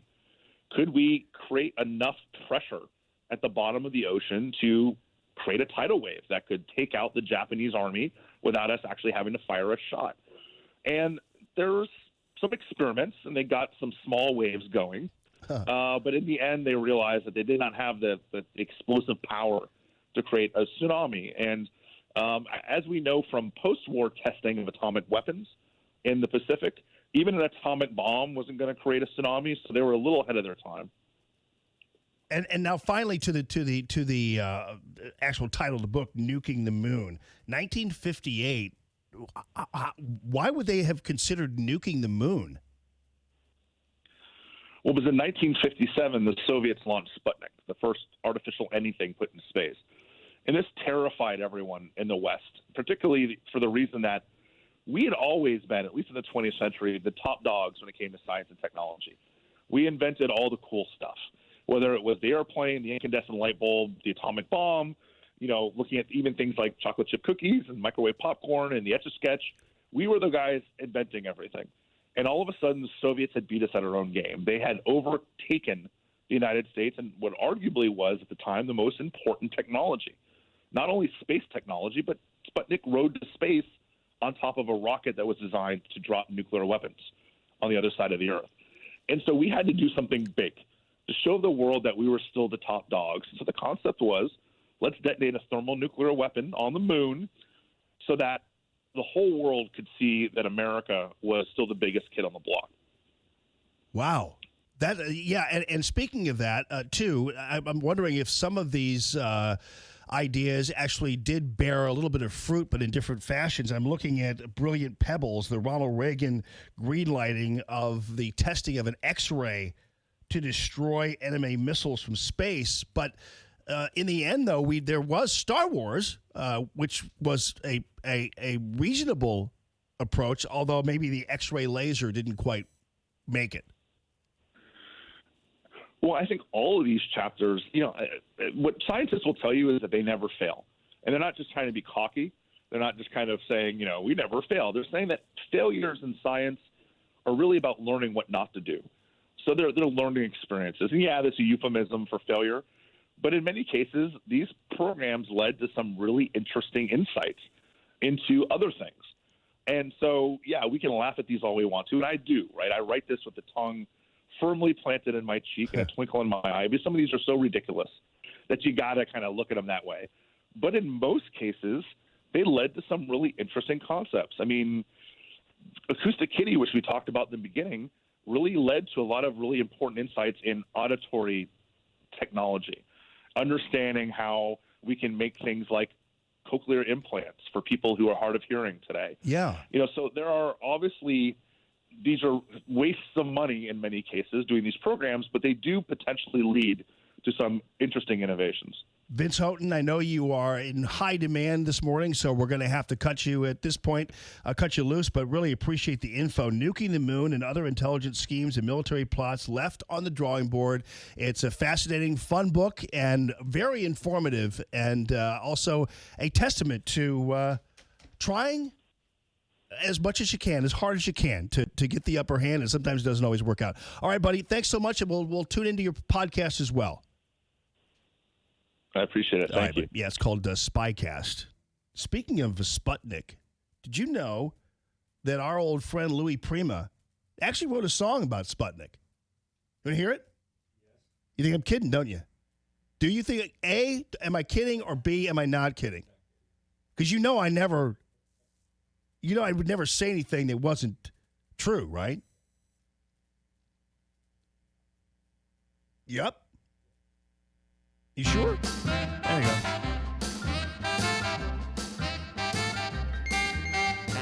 My baby's gone on a trip to the moon, and she won't be back too soon. She doesn't write me and I can't sleep. All I hear from her is my baby's up in a rocket machine. Since she left, she ain't been seen. She doesn't call me and I can't sleep. All I hear from her is I wonder if it means I miss you, or maybe means I want to kiss you. I'm hoping that means I love you, and she's coming down to earth again. My baby's high in the stratosphere. This was 1957. This was when Sputnik was up. And everybody was like so mesmerized by space travel back then. It was very... And to realize we actually didn't wind up going to the moon until 1969. But it was pretty... People thought that was pretty crazy, man, when they started seeing people pop into space. And they were all fascinated by that. Remember even when we were kids, it was still pretty early in the game. What was the was it Quisp that had the Martian on it? Like, people were really fascinated by that whole thing.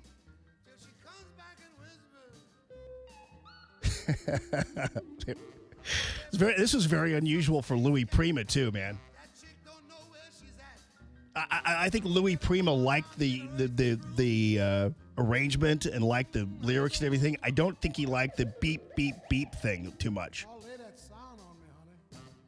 He wasn't really a fan of that, based on his own, based on some of his biographies, but he didn't like that because it was very unusual for his music to have that kind of thing going on. But people ate that song up though, man. It was like really, it was kind of like, well, you know, when like the Jetsons and Lost in Space, and people were grooving on that stuff.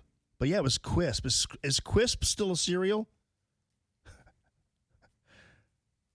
Yeah, was that a Martian or what was that guy? Yeah, it was a Martian, I think. I don't know. But yeah, it was a fascinating time.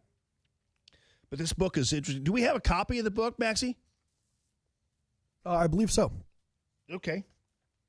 Well, oh, wait a minute. Nope, we don't. Okay, good. Because I was about to say I can't. I don't want to give a. I was going to give the must book. Be in space. Yeah. We're going to make these people give us books as a prerequisite for being on with us. You know what I mean? Yeah, they normally do. I think that one got mixed up with the Atomic Kitty. Training a cat. It's a good idea, except you'd have to. The thing is, though, you'd have to take the cat and somehow introduce it into that environment. Unless you like kidnap the cat for a little while, perform the surgery, and then returned it back to this environment. But you wouldn't have really, the cat's behavior, I'm sure, would change after it had things stuck into its body. And cats are finicky as it is anyway. They don't really like to be messed with as it is. So I'm wondering whether or not how they were going to pull that off, even if they did manage to successfully implant a microphone into a cat. Yeah, I mean, would you just drop a whole bunch of cats into some sort of Russian office? Yeah, I don't understand. Like, wouldn't they think it was strange that they were overrun by cats? Yeah, if somebody suddenly dropped a cat in the studio, I'd be like, what's that cat doing here? You know? Okay, so cats don't generally just appear out of nowhere, generally. So I don't know how they were going to do that. Plus, this is what you get when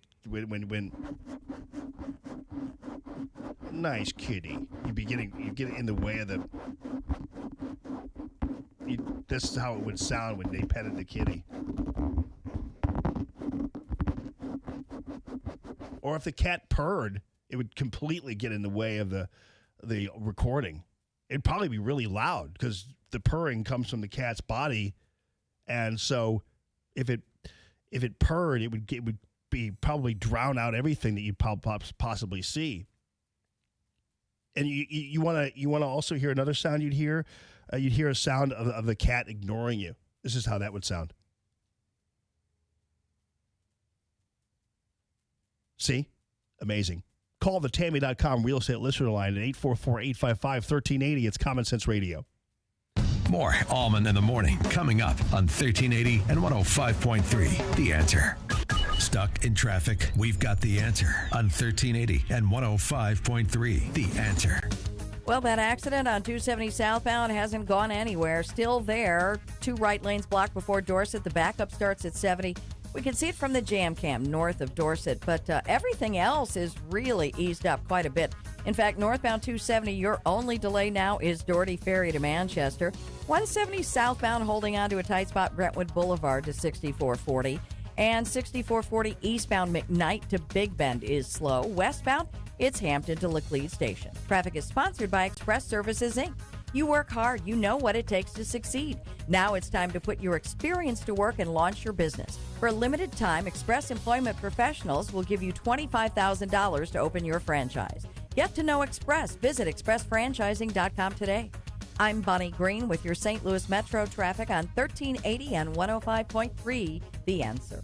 Are you looking for your dream home, but it doesn't seem to exist? You've tried to figure it out on your own, but don't know what step to take next? Don't worry. I'm Tammy, owner of Tammy Mitchell Hines & Company, and my team and I are ready to help ease that stress. My team serves Monroe, St. Clair, and Madison counties in Illinois. So go to calltammy.com to set up your stress-free appointment today. Give me an idea of what you're looking for, and we will do the rest. If you buy or sell a house with me, you can use my moving truck for free. Just go to calltammy.com. Business owners, self-employed, part-time employees, are you struggling to pay your bills because you no longer can afford your health insurance? Hi, it's Mike Gallagher. With Obamacare premiums skyrocketing, higher deductibles, and shrinking networks, let me introduce you to Dryden Camus Insurance Agency as the answer, the solution. Dryden Camus Insurance Agency has non-Obamacare ACA-compliant plans that do not fund abortion. There's no enrollment period, and you don't have to pay for expensive extras like pediatric dentistry or maternity care. Contact Joyce at Dryden Camus Insurance Agency and start saving up to 60%. Call 877-695-0245. That's 877-695-0245, or just go to kddi-ins.com. Cut through the confusion and save money with Dryden Camus Insurance Agency, serving Missouri and Illinois. This is the answer. This is the solution. Dryden Camus Insurance Agency. Just go to kddi-ins.com. KXFN, St. Louis, K287BY, St. Louis.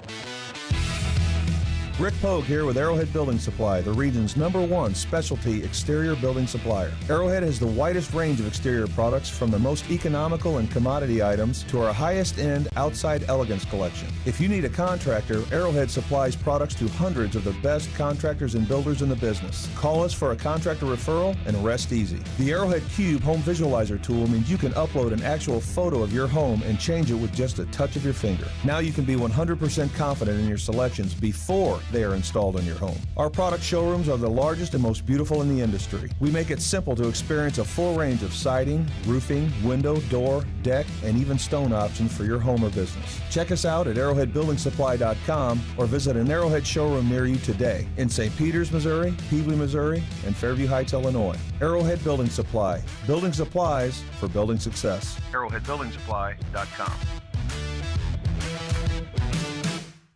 Dennis Prager, this morning at 11. Now, more Common Sense Radio with Allman in the Morning on 1380 and 105.3. The Answer.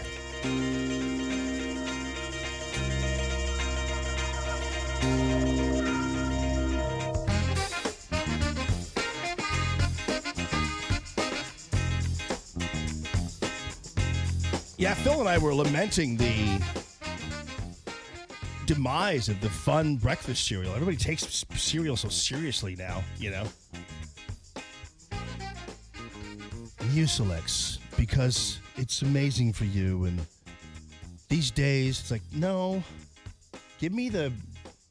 But see, back in my day, though, I only could fantasize about eating those cereals because my mother... The closest we got to sugared cereal was Raisin Bran, and that had sugar on the raisins. But there was no sugared cereal in my house ever, except for that, and maybe Life occasionally. So Life had a little sugar in those things, whatever that is, but that was about it. But there weren't any Fruit Loops or Trix or. So you were Cheerios guy, Wheaties. Oh yeah, Wheaties and Cheerios, Kicks. Why do we even Kicks? We didn't even bother with, but Raisin Bran was about as sugary as you got, and you couldn't put, and you wouldn't be putting sugar on the cereal either. You couldn't be like taking a spoonful of sugar and putting it on there either. Yeah, man. So anytime I could enjoy the Trix and the Quisp and stuff like that was if I slept over at somebody's house, you know, and in the morning, you know, like, oh, this is what Trix tastes like, man. Trix was awesome. I think Trix is probably my favorite sugared cereal of all. They still make that? Yeah. Dumb Bunny. Whatever that is. But yeah, so I and then what was the Snap, Crackle, and Pop? What was that? Yes, yeah. Maybe we'd have Rice Krispies. But that was about it too. But yeah, still we were not my mom was not having any of that sugared cereal stuff. Oh, and soda. Yeah. We had maybe occasionally some Ghetto Vest soda. You know. But that was for special occasions. Like you couldn't just go and grab a Coke from the fridge or the closet or whatever it is, man. You wouldn't have any of that. And then, like I told you yesterday, the closest we came to other sugared stuff was like the was the Ghetto Weilers too. So Or it wasn't even Vest. Sometimes we have to go to like the IGA soda. You know. Can't we just have 7-Up? No, IGA lemon lime. It's good. It's like, ugh. It tastes like the can. Is there any lemon or lime in here? By the way, what if we celebrated Christmas by killing people? That's what the radical Muslims do when they celebrate Ramadan. So far, 364 people have been massacred and 404 people injured in 2 weeks. Since the beginning of Ramadan this month, Islamic terrorists have carried out an estimated 76 attacks in nearly 15 countries. On average, jihadis killed at least 25 people and injured another 30 each day since Ramadan began at sunset on May 5th. Happy Ramadan. Gee whiz. I mean, seriously. What if Christians what if at the beginning of the Christmas season we started to massacre people all over the place? What would you say? What would they say? But no, these are just, these are Islamic terrorists. This has nothing to do with Islam at all. No, these are just Islamic terrorists. Oh, really? Then why do you choose a sacred holiday or a sacred moment in the Islamic calendar to start killing people? Gee whiz. Happy Ramadan to you, too. Goodness gracious. Phone calls are welcome. Call Tammy.com real estate listener lines 844-855-1380. Yes, indeed. This is Common Sense Radio.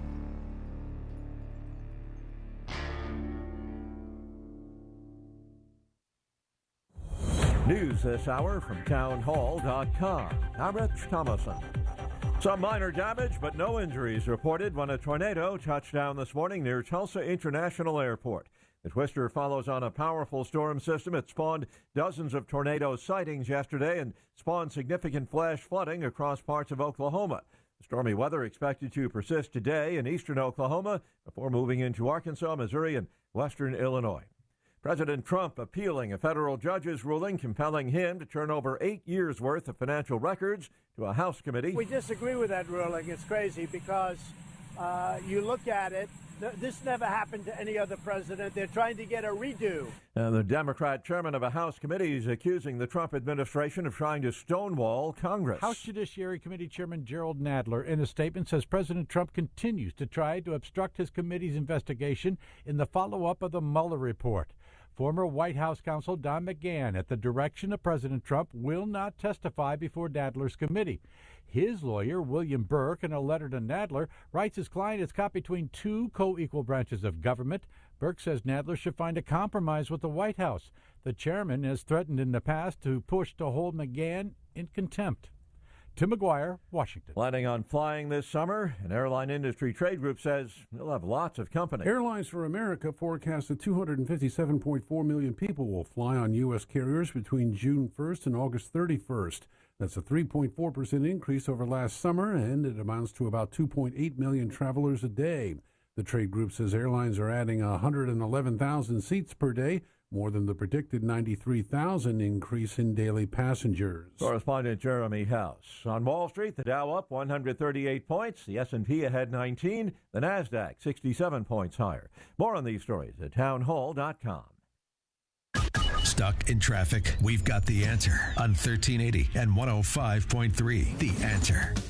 Well, we are finally accident-free. 270 southbound, that crash before Dorset gone. You might still see a delay back to 70. And one road still closed with flooding in St. Charles County. 94 shut down both ways between Payne and Solly Road with that flooding. We're also under a flash flood watch until midnight tonight. 170 southbound, holding on to that delay there. Brentwood Boulevard to 6440 and 6440 eastbound McKnight to Big Bend. You'll see a delay. Everything else, though, looks good. Traffic is sponsored by Express Services, Inc. You work hard. You know what it takes to succeed. Now it's time to put your experience to work and launch your business. For a limited time, Express Employment Professionals will give you $25,000 to open your franchise. Get to know Express. Visit expressfranchising.com today. I'm Bonnie Green with your St. Louis Metro traffic on 1380 and 105.3 The Answer.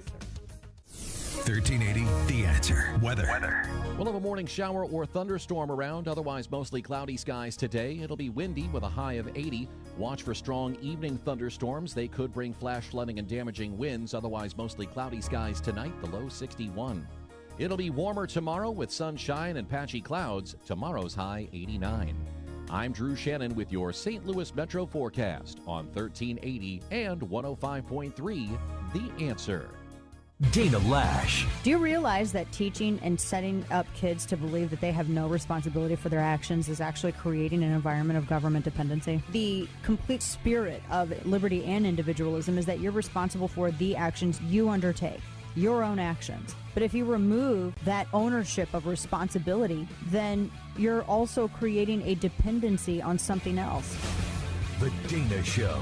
Weekdays at 1 on 1380 and 105.3 The Answer. Greetings, St. Louis. This is Matthew Mitchell of the Matthew Mitchell Allstate Agency. Excited to welcome Jamie Allman back to St. Louis Radio. As a longtime supporter and sponsor of Allman in the Morning, my goal as his trusted advisor is to make sure that you are in good hands. With over 70 years of combined staff experience, my team of agents and I know how to make sure that you get the best value for the money you spend on your insurance. Is your insurance company currently hiding behind a website, out of town, or just a call center with no accountability to you or our community? Would you like to speak to the same person every time you call? Is there a new roof on your home? Do you have a teenage driver in your family? Has your credit score improved greatly over the last few years? You can email me at matthewmitchell@allstate.com, or you can call my agents at 855-QUOTE-ME. Folks, there is safety in numbers. Put the power of Allstate to work for you as America's largest and strongest insurance company. This is Matthew Mitchell of the Matthew Mitchell Allstate Agency. Again, the number to call is 855-QUOTE-ME. This hour of Allman in the Morning is brought to you in part by Dr. Anna Smith. Come see what your smile can be at Dentistry with TLC. Common Sense Radio with Allman in the Morning on 1380 and 105.3 The Answer. Give me land, lots of land, and the starry skies above. Don't fence me in. Let me ride through the wide open country that I love. Don't fence me in. Let me be by myself in the Fresh cola. Listen to the murmur of the cottonwood trees. Brought to you by IGA. All right, so you want to have a little fun with CNN and Jeffrey Toobin? I do. You guys know anything about Jeffrey Toobin? You're about to. But this is what happens when you decide to go on the air and talk about respectability and call people racist without any evidence at all, that kind of thing. So Toobin is getting involved in he's their chief legal analyst over there at CNN. And keep this in the back of your mind, though. He was also once at ABC. I'll get to that in a second. So Jeffrey Toobin decides he's going to go on CNN as the chief legal analyst and talk about Fox News. Here you go. The relationship between Donald Trump and Fox is symbiotic for the most part. I mean, they get, but Fox also, at least other than in prime time, wants to try to preserve a modicum of journalistic respectability, so they invite on Democrats occasionally. So now keep in mind, you just heard him talk about journalistic respectability, okay? So get past the speech impediment and listen to the words he uses, but he talked about journalistic respectability, so save that in your mind as we continue, okay? Just keep that in your mind. But I don't think anyone is under any sort of misimpression about what Fox News is really about. And I do think Buttigieg did a good job of, explaining why he was there, but also dissociating himself with the ugly sides of Fox Prime Time. And Margaret, second observation is Elizabeth Warren kind of put... That's, by the way, Michael Smerconish. Remember him? Do you remember him, Phil? He used to fill in for Bill O'Reilly. And Smerconish is the biggest fake... At one point, I think he tried to be conservative, and it didn't work out. I can't figure out how that whole thing happened, and really then his true colors are on CNN. But again, I'm not after Smirkanish right now. I'm after Tubin. So keep your eye on the prey here. Okay. Pete Buttigieg in a box that he played very well. She made the observation, you give cover to the advertisers when you go on that program. So Buttigieg comes on, he takes on the network, but it allows the network to say to advertisers who might be hedging as to whether to write checks, hey, we had Pete Buttigieg, we have had Bernie Sanders on, we had Amy Klobuchar, we've invited the other. Smirkanish is wrong, though. But again, keep your eye on my sights are on Tubin, so don't forget about him. He's still wandering around the Serengeti, and I'm in my Jeep. And I'm after him, not Smirkanish. But Smirkanish is wrong because the Fox News has no trouble with advertisers. The trouble they have with advertisers is during Shepard Smith's show and Dana Perina's show, because they don't have any ratings. So Fox News doesn't have any problem with the advertisers in prime time, none whatsoever. Laura Ingraham and Sean Hannity and Tucker Carlson are funding Fox News on their own, just so you know. Et cetera, et cetera. And that was really Elizabeth Warren's point. Now you're going to perpetuate the open door policy by the network and take some of the pressure off that they had been facing. I think that that's really interesting, but I also think that it did reveal the predicament that Fox will be in for the next year and a half, because they do want to listen to these people talking about Fox's predicament. I'd say when the Food Network is beating you in the ratings, you're the one in the predicament, not Fox News. When you're CNN and I don't even know how they pay all these people, but when you're CNN and the Food Network is kicking your butt. I think the History Channel, too. And by the way, those are two good channels. I'm not saying that. But when you're beating CNN, I'd say the predicament is CNN's, not Fox News's. Anyway, knock yourself out, Allison. They are a news network, so they, of course, would have to have Democrats on. But they don't want to alienate the golden goose that they have had for the past 3 years. Yeah, how about CNN, though? Who do they put up there? Rick Santorum? Every once in a while, I guess, yeah. Donald Trump, before when he was a candidate, and he has already been threatening to go to take his business elsewhere, to go to like America One. Is that what it's called? Keep in mind, I'm with Elizabeth Warren on this, though. I think that Tubin Fox is still News wandering. Is a corrupt enterprise.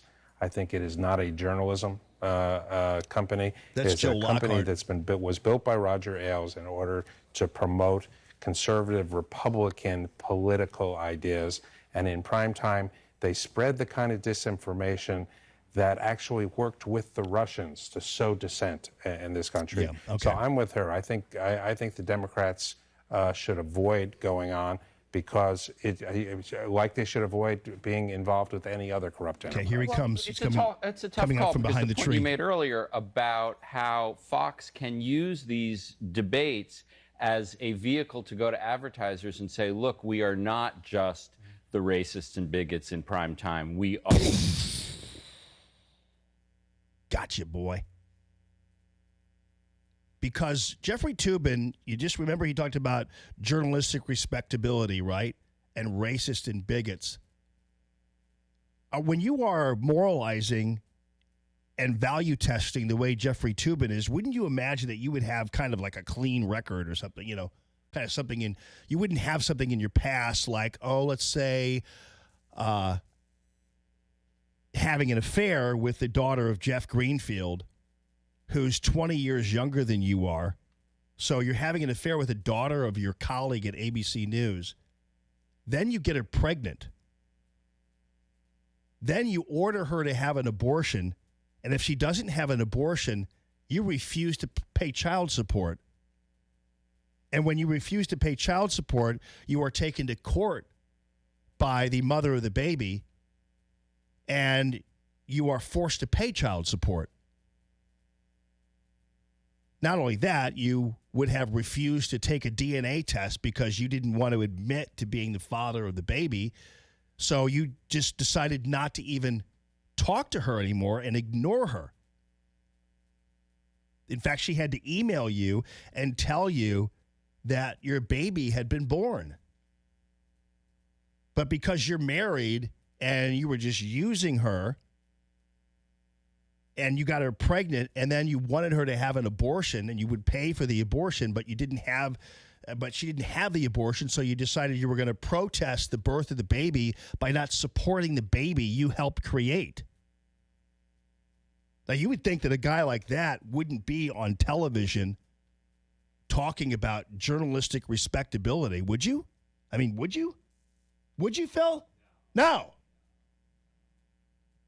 I mean, when you're that much of a dirtbag where you want to kill a baby you created during an affair on your wife, and then when she doesn't kill the baby like you wanted to kill the baby, then you decide that you're just not going to support the baby anymore.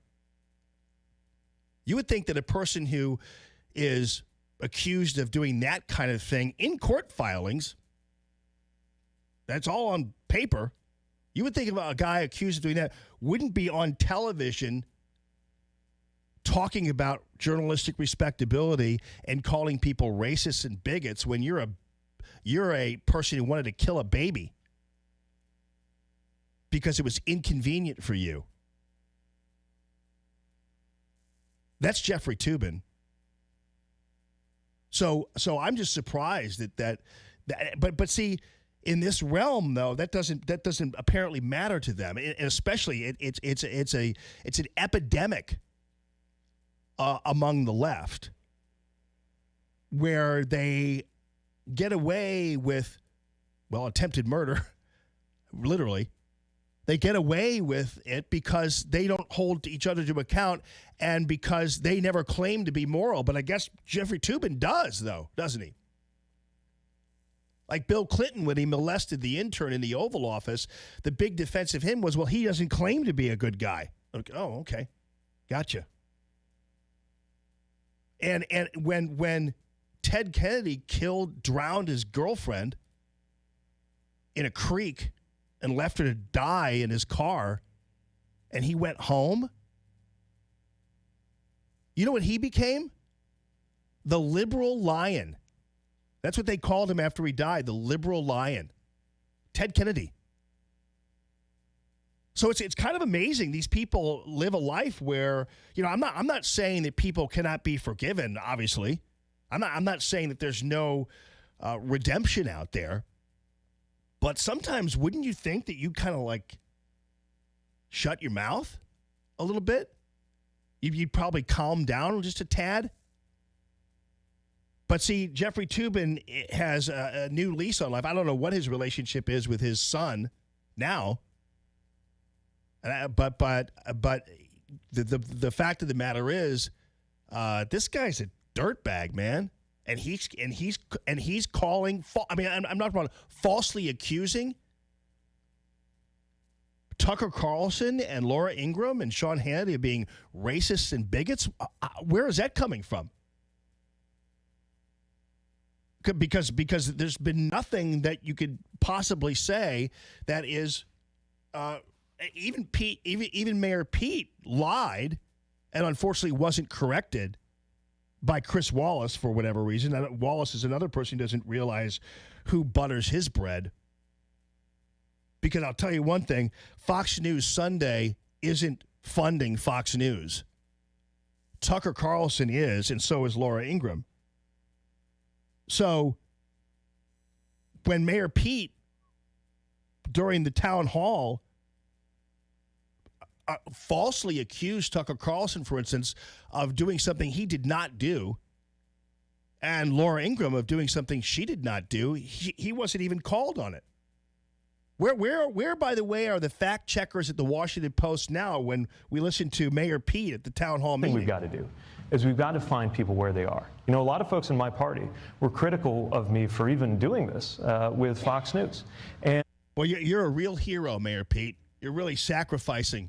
You should get the Medal of Freedom because of your sacrifices to this country. You're amazing.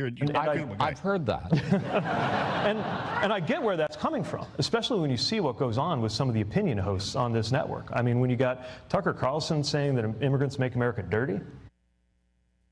That's patently false and completely out of context and does not reflect it reflects the Media Matters interpretation of what Tucker Carlson said. But if you look at the story that Tucker Carlson was doing, he was interviewing an individual who was an official in a town that had been overrun by illegal aliens who left their trash all over the place, who were given food and given clothing and everything else, and they left it in gutters on the street. Tucker Carlson was talking about a specific case where these individuals littered and were not helping the environment there in terms of cleaning up and everything else, and that's what he was talking about. He didn't say immigrants make America more dirty. Technically, they did. In the case that he talked about, they did. And Chris Wallace. Why wouldn't Chris Wallace, I guarantee you, if that had been a Trump official, he'd be, wait. Let's fact check here. Let's dig down here and figure. He'd be interrupting a Trump administration guy. He said that, or any other Republican on the planet. He would interrupt them and correct them on the Tucker Carlson thing. How do you think Tucker Carlson feels watching this extravaganza when you're Tucker Carlson and you're making a mint for Fox News and keeping most of these people on the air, and you're sitting there watching this thing? I don't know whether Tucker Carlson addressed it or not. I don't know. I'm sure that Carlson didn't want to get into what match with a skunk, but also didn't want to internally cause trouble. But I don't know whether he addressed it or not. If he did, you can let me know at the calltammy.com real estate listener line at 844-855-1380. When you've got Laura Ingraham comparing detention centers with children in cages to summer camps? She wasn't doing that at all. And in fact, she was talking about how comparatively these things are like summer camps compared to where they came from. Technically, I don't have the exact quote, but I remember that coming up. So again, where's Chris Wallace? He's your hardcore interrogator there at Fox News, right? He does Fox News Sunday. Fair and balanced.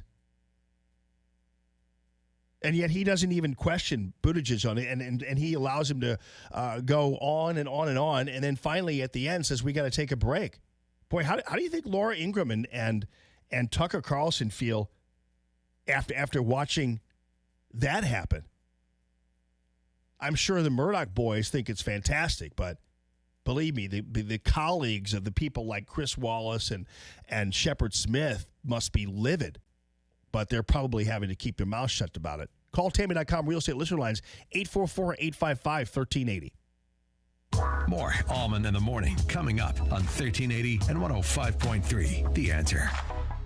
Curtains, shades, blinds, shutters. What are the best for living rooms or bedrooms? Let me tell you about the quality customized service you will receive when you call Michael Proctor at Proctor Drapery. Michael Proctor is an interior designer with exceptional expertise when it comes to window treatments for your home or business. Michael Proctor has served our St. Louis area since 1974 with the highest quality and value for custom drapery, blinds, shades, and shutters. He is also a top-tier Hunter Douglas priority dealer and your first choice for Norman Plantation shutters. Call Michael Proctor today and schedule your in-home consultation with Michael's mobile design unit. He will come to you. Weekend and evening appointments are available. The one-on-one appointment with Michael Proctor will ensure the look is exactly what you're looking for in your home or business. Cut down on the risk of error and make your home great again. Proctor Drapery is the answer. Schedule your appointment today with Michael. Contact Michael at proctordrapery.com. It's Proctor spelled like doctor. Business owners, self-employed, part-time employees, are you struggling to pay your bills because you no longer can afford your health insurance? Hi, it's Mike Gallagher. With Obamacare premiums skyrocketing, higher deductibles, and shrinking networks, let me introduce you to Dryden Camus Insurance Agency as the answer, the solution. Dryden Camus Insurance Agency has non-Obamacare ACA-compliant plans that do not fund abortion. There's no enrollment period, and you don't have to pay for expensive extras like pediatric dentistry or maternity care. Contact Joyce at Dryden Camus Insurance Agency and start saving up to 60%. Call 877-695-0245. That's 877-695-0245, or just go to kddi-ins.com. Cut through the confusion and save money with Dryden Camus Insurance Agency, serving Missouri and Illinois. This is the answer. This is the solution. Dryden Camus Insurance Agency. Just go to kddi-ins.com. Listen to Allman in the Morning with Alexa. Wake up and say, Alexa, play The Answer St. Louis. Now, back to Allman in the Morning on 1380 and 105.3. The Answer. I've heard people say that too much of anything is not good for you, baby. But I don't know about that. As many times as we've loved and we've shared love and made love, it doesn't seem to me like it's enough. It's just not enough, baby. It's just not enough. Oh, man. My darling, I can't get enough of your love, baby. Girl, I don't know why. Can't get enough of your love, baby. Oh, some things I can't get used to. Good morning this morning, everybody. How you doing? You know, the beginning of that song sounds a little bit like Shaft, too. But then it kicks into the real beauteousness that is the great Barry White, man.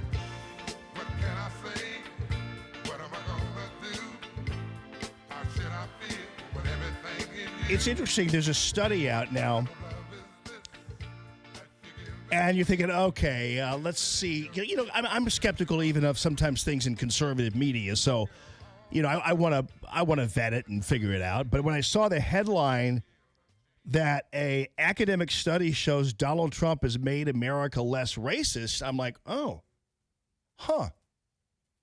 I want to see what this is. And I'm like hoping it's not from, you know, a study conducted by, you know, conservative, you know, Union of America or something.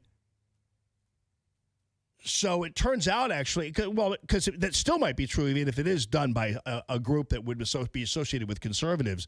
But this actually is a study done by two University of Pennsylvania sociologists, Daniel Hopkins and Samantha Washington.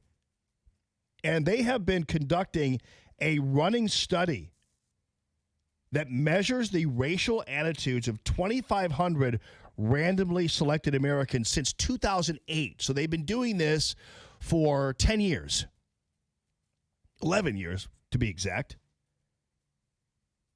So in their most recent report, these academics, and keep in mind, these are people from the University of Pennsylvania.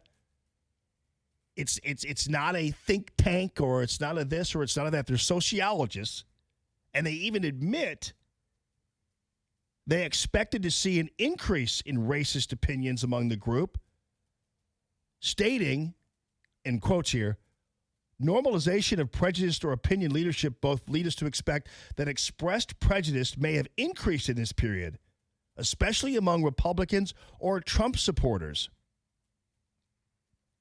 Instead, what they found is a decrease in racism under President Trump.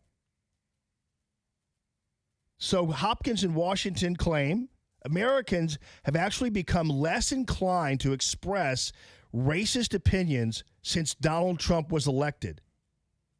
Anti-black prejudice, they found, declined by a statistically insignificant degree between 2012 and 2016 when Trump was elected. But then after 2016, it took a sharp dive that was statistically significant. Moreover, contrary to their expectations, the fall was as evident among Republican voters as it was among Democrats. There was also a general fall in anti-Hispanic prejudice, too, although this was more evident among Democrat voters. So the study, the sociologists even admit they had preconceived notions about how the study was going to go.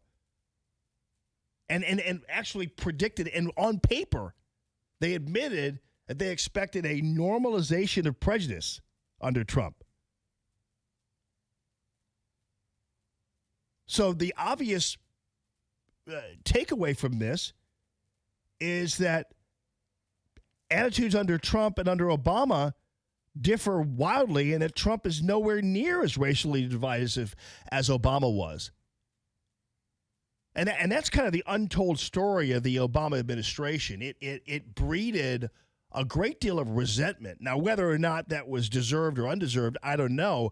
But Obama came into office, and not only did he downgrade America, he downgraded law enforcement, he downgraded white people, and I believe it made people a lot more anxious, and I think it divided America a lot more.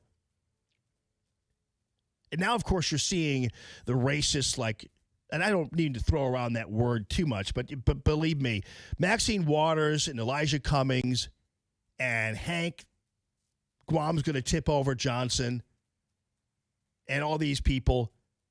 If Trump weren't white, they wouldn't be nearly as hard on him as they are. They have a Jones for white people, and that's pretty evident.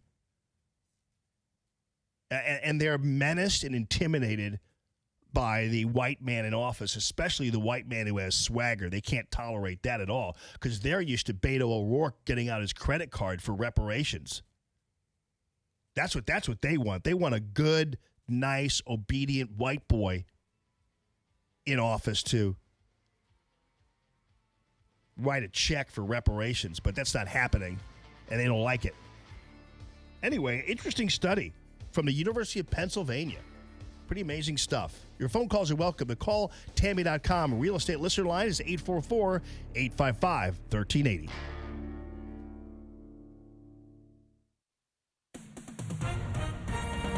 With SRN News, I'm Rich Thomason in Washington. As expected, former White House counsel Don McGahn was a no-show this morning, defying a House Judiciary Committee subpoena ordering his appearance to testify. The panel's Democrat Chairman Gerald Nadler had threatened to hold McGahn in contempt of Congress if he failed to testify. There was some minor damage, but no injuries reported when a tornado touched down this morning near Tulsa International Airport. The twister follows on a powerful storm system that spawned dozens of tornado sightings yesterday and spawned significant flash flooding in parts of Oklahoma. More unsettled weather is expected throughout the day.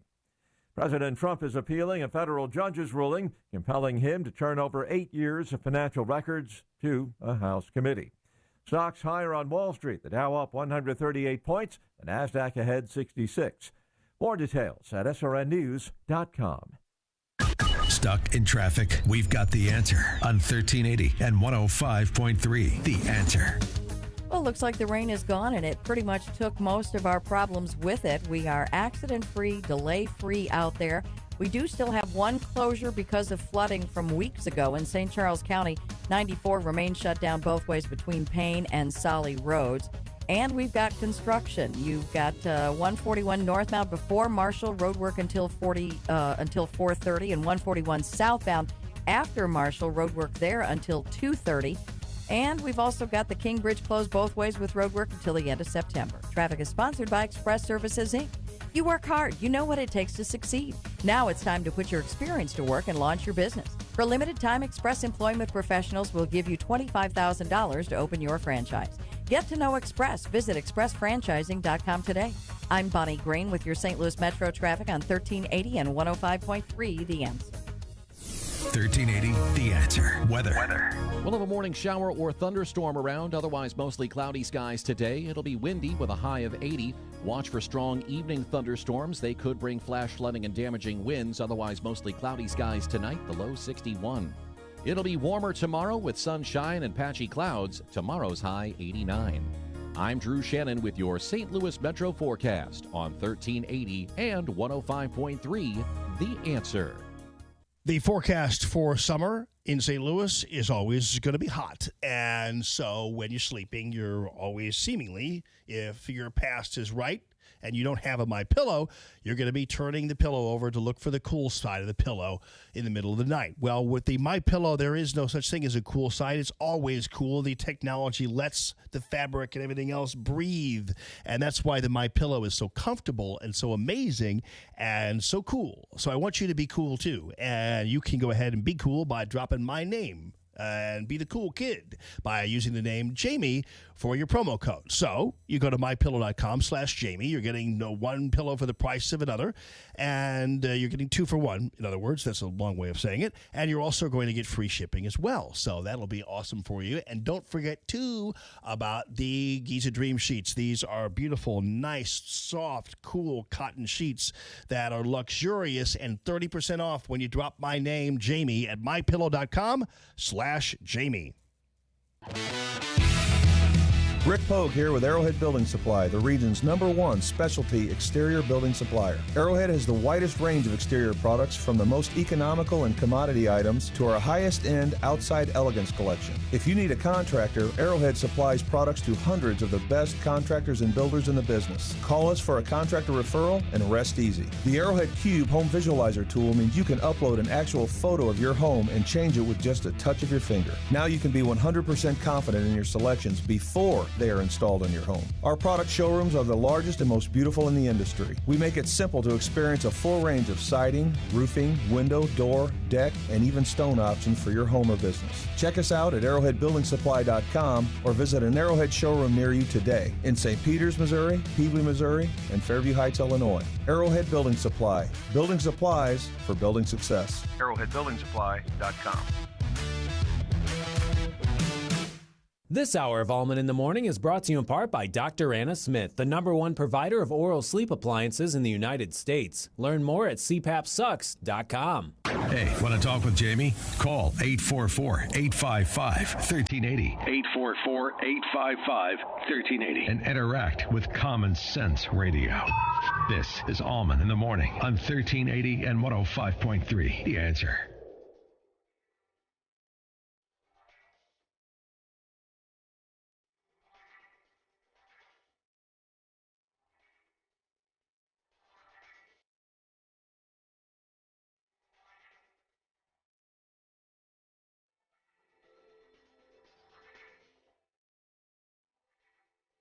How do you get that sound on the guitar there, Phil?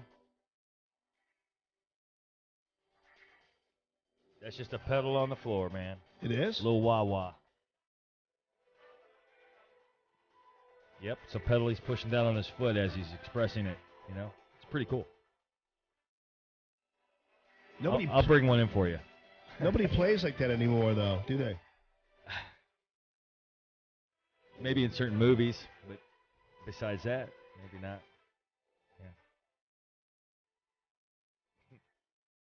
That's not a whammy bar, though, is it?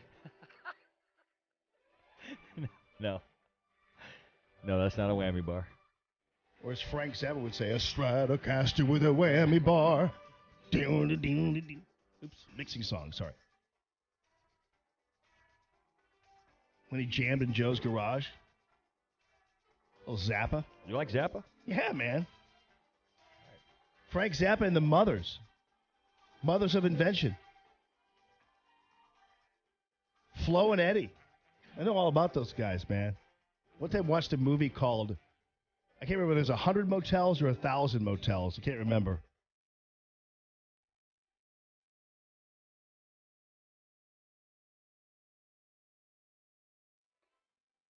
Whatever happened to the blaxploitation stuff, man? Those are the days. You mentioned Foxy Brown. We had Shaft. And then there was Freddy's Dead. Remember that song? Freddy's Dead. That's what I said. You remember that? No. Why not? No. 5 years, bro. Dude, no. Sorry. These are timeless. These are timeless tunes, man. Whoa. Shut your mouth. Did you freak when you thought did you think there was something going to happen there? Kind of They did. didn't. No, they didn't cuss back then Okay. on records. Okay. They had more decency than that, you know. I remember. I love these kind of movies, man. They were great. Yep. Black Detective. Shaft wasn't bad. Bad, you know what? You know what I'm saying? I wouldn't mess with him. That mustache, man. Right on. Right on. Right on with your bad self, yo. I can't remember what the other. There was Shaft, and there was another one though. It was different than. It was. I can't remember what. It was Shaft, and then there was another Black Detective movie. Something Dynamite? No. Come on, man. What do you mean Napoleon Dynamite? No, man. Something. You mean Black Jimmy Dynamite. Walker? I don't know. No. Dynamite. No. It's Dynamite. That was a good show, man. The one that Jimmy Walker was on. What was it called? Come on, Max. That was when they had. That was when it was. Good Times. Good Times, man. Yeah, that was Cabrini Green, man. That was good ghetto sitcom right there. Temporary layoffs, good times.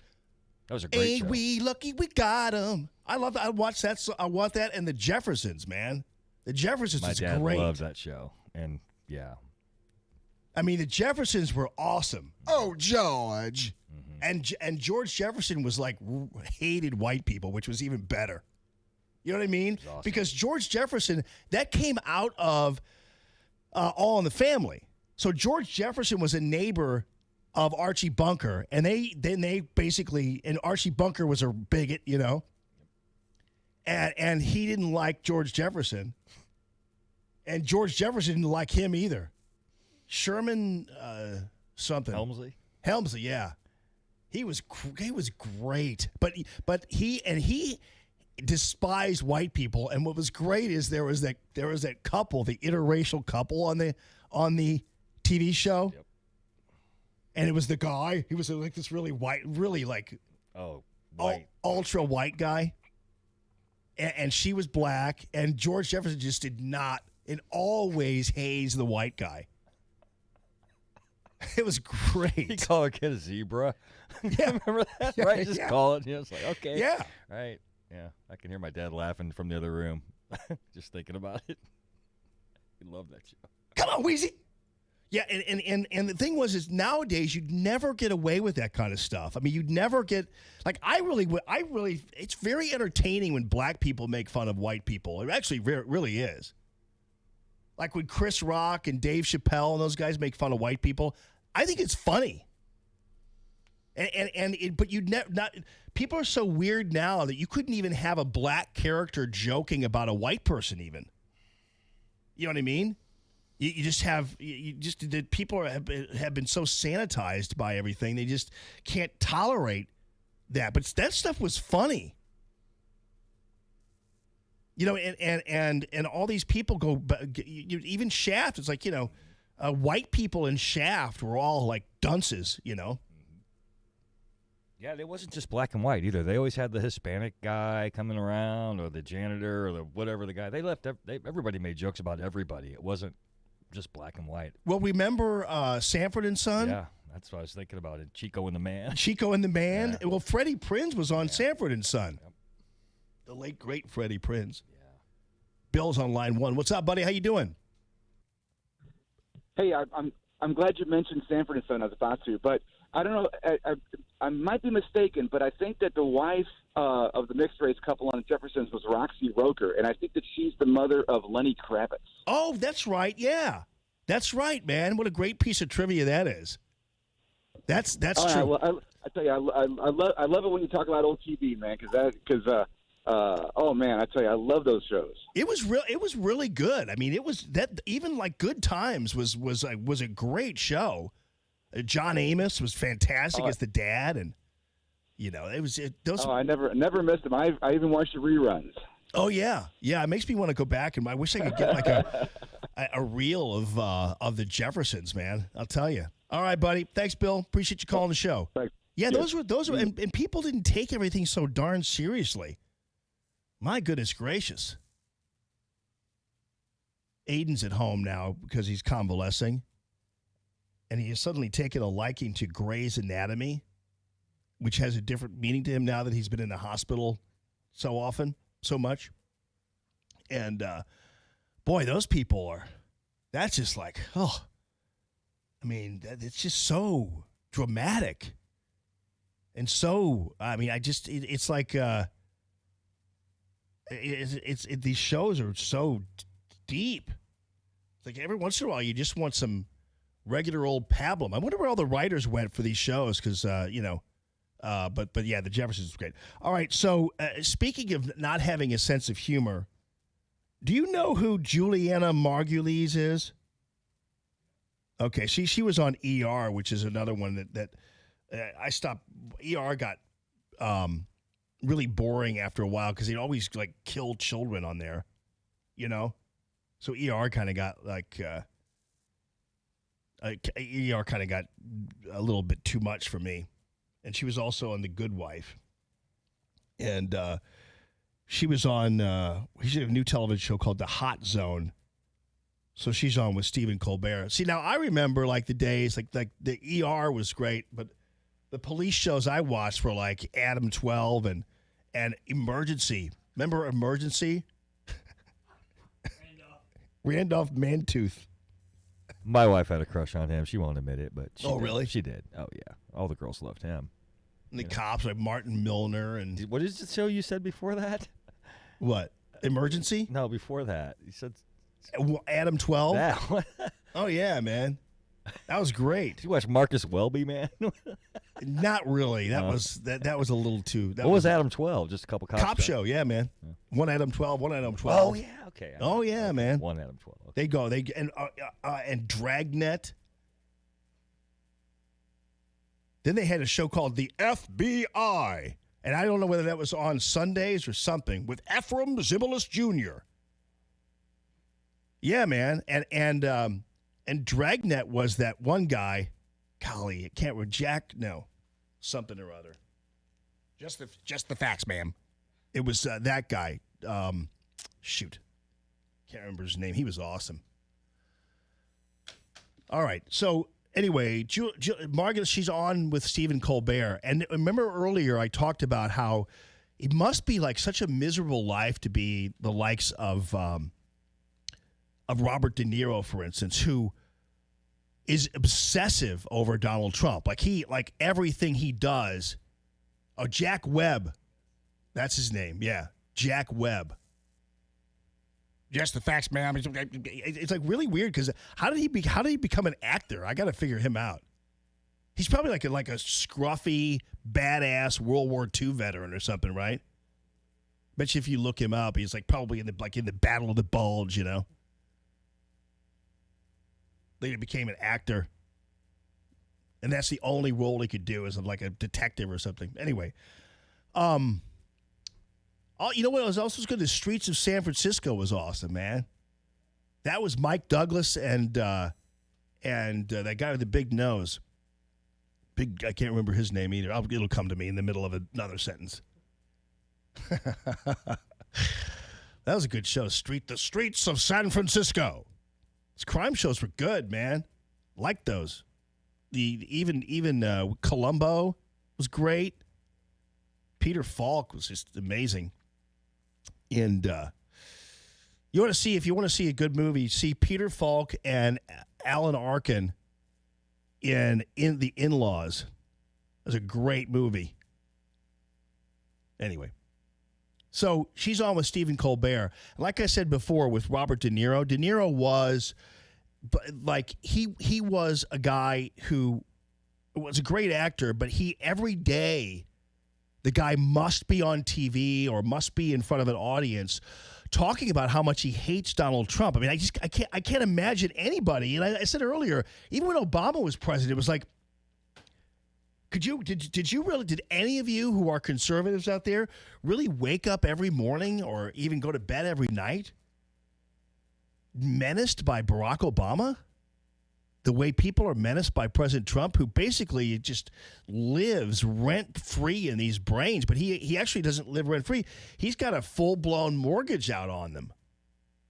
Like De Niro must have a miserable life, this guy.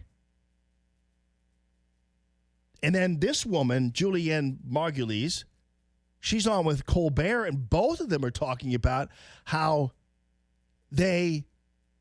What's the guy's name, man? I got to know. Carl Malden. Okay, thank you. So she's on with Colbert, and both of them apparently can't sleep at night. This is funny. And you know what? I like this. I like the fact that they're miserable.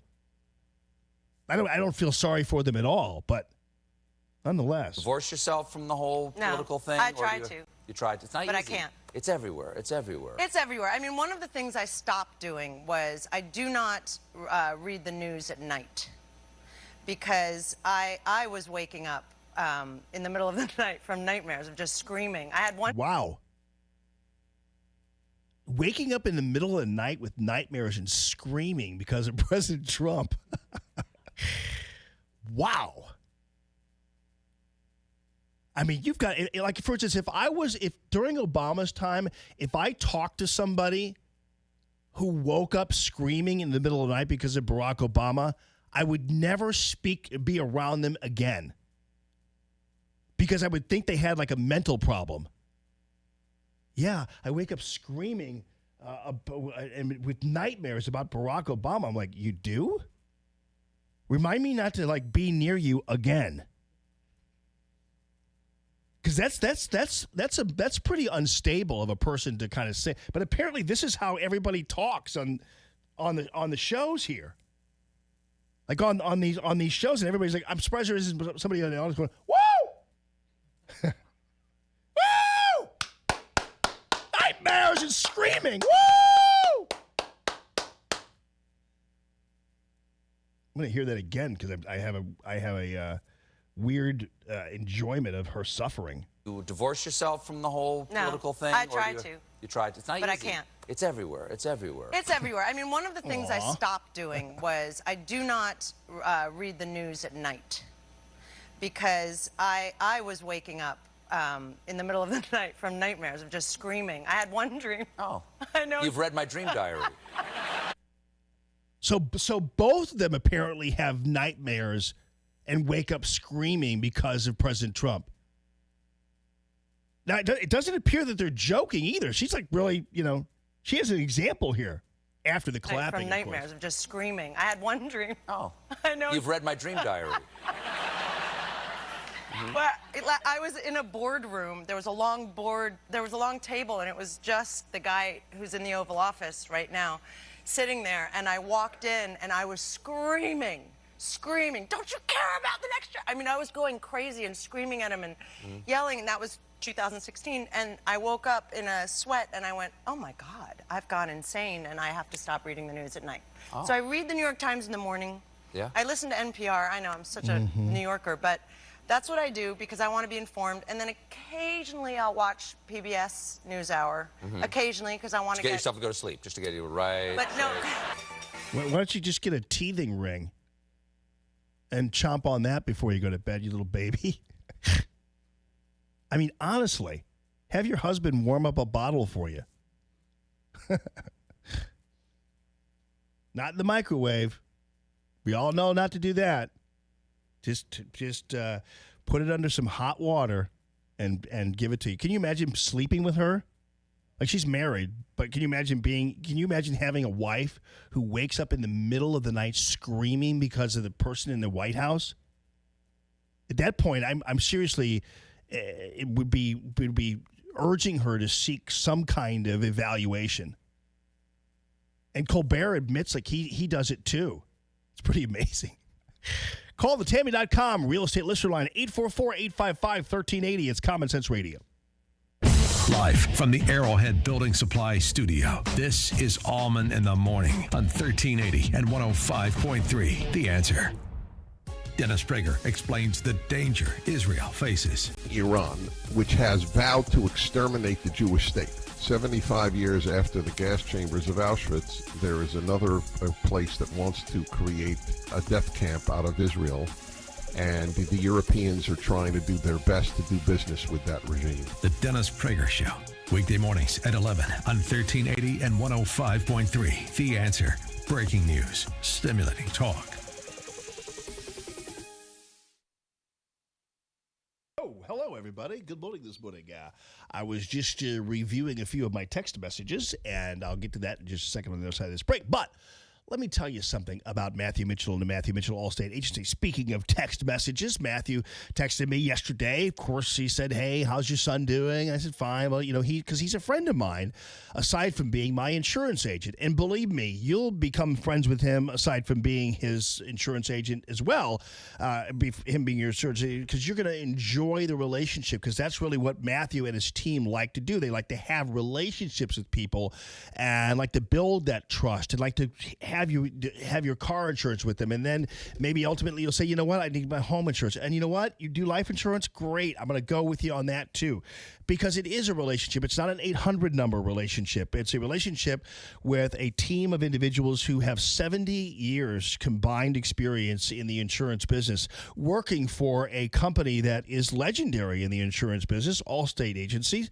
And the Allstate Agency is the #1 publicly traded insurance agency in the world, and it's because they have such amazing clientele and such a broad range of people who utilize their services, because they're proven winners when it comes to not nickel and diming people. So you're going to get a low premiums and low deductibles all at the same time. Then you're also going to get the special driving program for the 16-year-old driver. Normally that costs you so much money. Not with the Allstate Agency, and also life insurance programs with Matthew as well. So I encourage you to make friends, not only with Matthew Mitchell and his team, but with the Allstate Agency at 855-QUOTE-ME. That's 855-QUOTE-ME. KXFN, St. Louis, K287BY, St. Louis. Smash here letting you know you ought to be listening to the People's Praise Party, 11 a.m. Sunday mornings, right here on 1380 a.m. and 105.3 FM. The Answer, you say smash. If I do or if I don't, who knows? Well, he knows. He who? He him. He who him? Huh? Make yourself clear, Smash. Okay. Praisers. Who knows?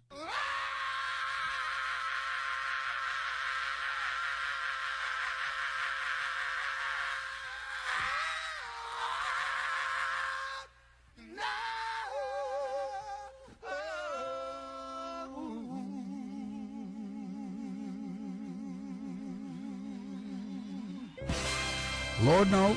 So come on and dig it. The eclectic side of the extensive, comprehensive. Sundays, 11 a.m. Stream it at theanswerstl.com or check it in the Archives podcast library at asherbenruby.com. Talking about the People's Praise Party. Larry Elder, tonight at 5. Now, back to Allman in the morning on 1380 and 105.3. The Answer.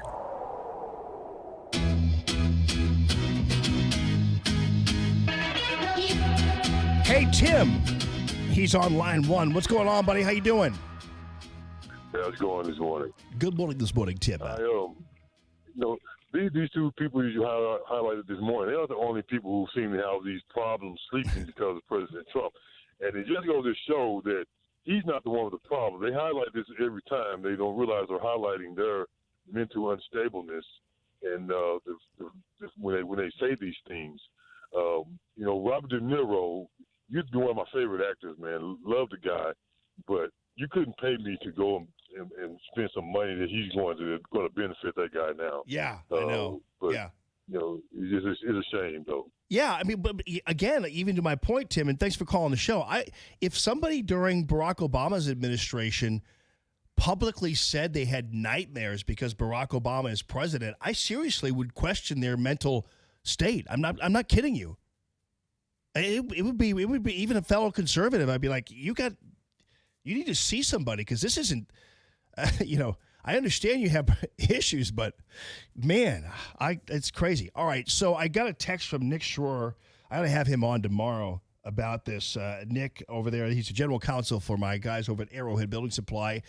And we're in the Arrowhead Building Supply studio, and Rick is on the text string as well. But Nick Shore is also a sponsor of this amendment. Now, I realize Ben Murphy had some issues with it. He called this corporate welfare, but this was actually a strong economic investment move that's hopefully going to pay back for Missouri on the $50 million incentive package for the expansion of GM's Wentzville assembly plant, which is going to create countless jobs. And actually, Republicans and Nick are the ones who actually shepherded in this amendment.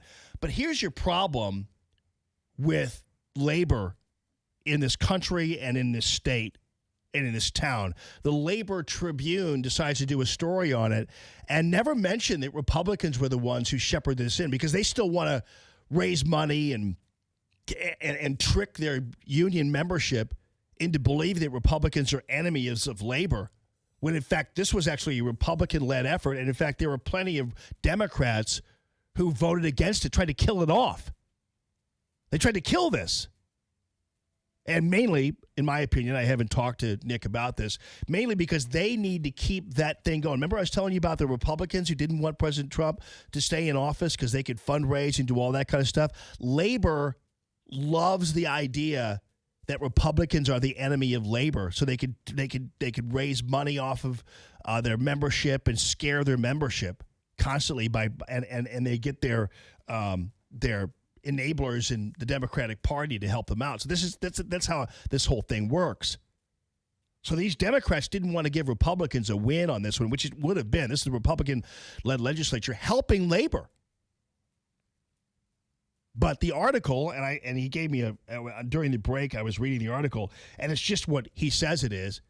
It's a one big love fest with Democrats. When the Democratic Party in Missouri tried to kill this thing off, or at least some members of it tried to kill it off. We'll get the real story from Nick tomorrow on this. But this is a classic example of how it's not only Republicans sometimes who don't want Republicans to win, it's Democrats who don't want Republicans to win. And so they need to, because they need to keep this whole meme going that Republicans are the enemy of labor. So we're gonna get Nick on the air with us and make that happen tomorrow. So Nick Shore, thanks for the text, and we'll get to the bottom of it as well. Also tomorrow, Jimmy Carafano, if all things go well, he's going to be on with me as well to go over what's been happening around the world, especially with Iran and beyond. And then don't forget, we head into Thursday with Jimmy Talon and Friday with the great warrior and the wild man, Doug Giles. So have a great rest of your day, everybody. This is Common Sense Radio. Have a good one.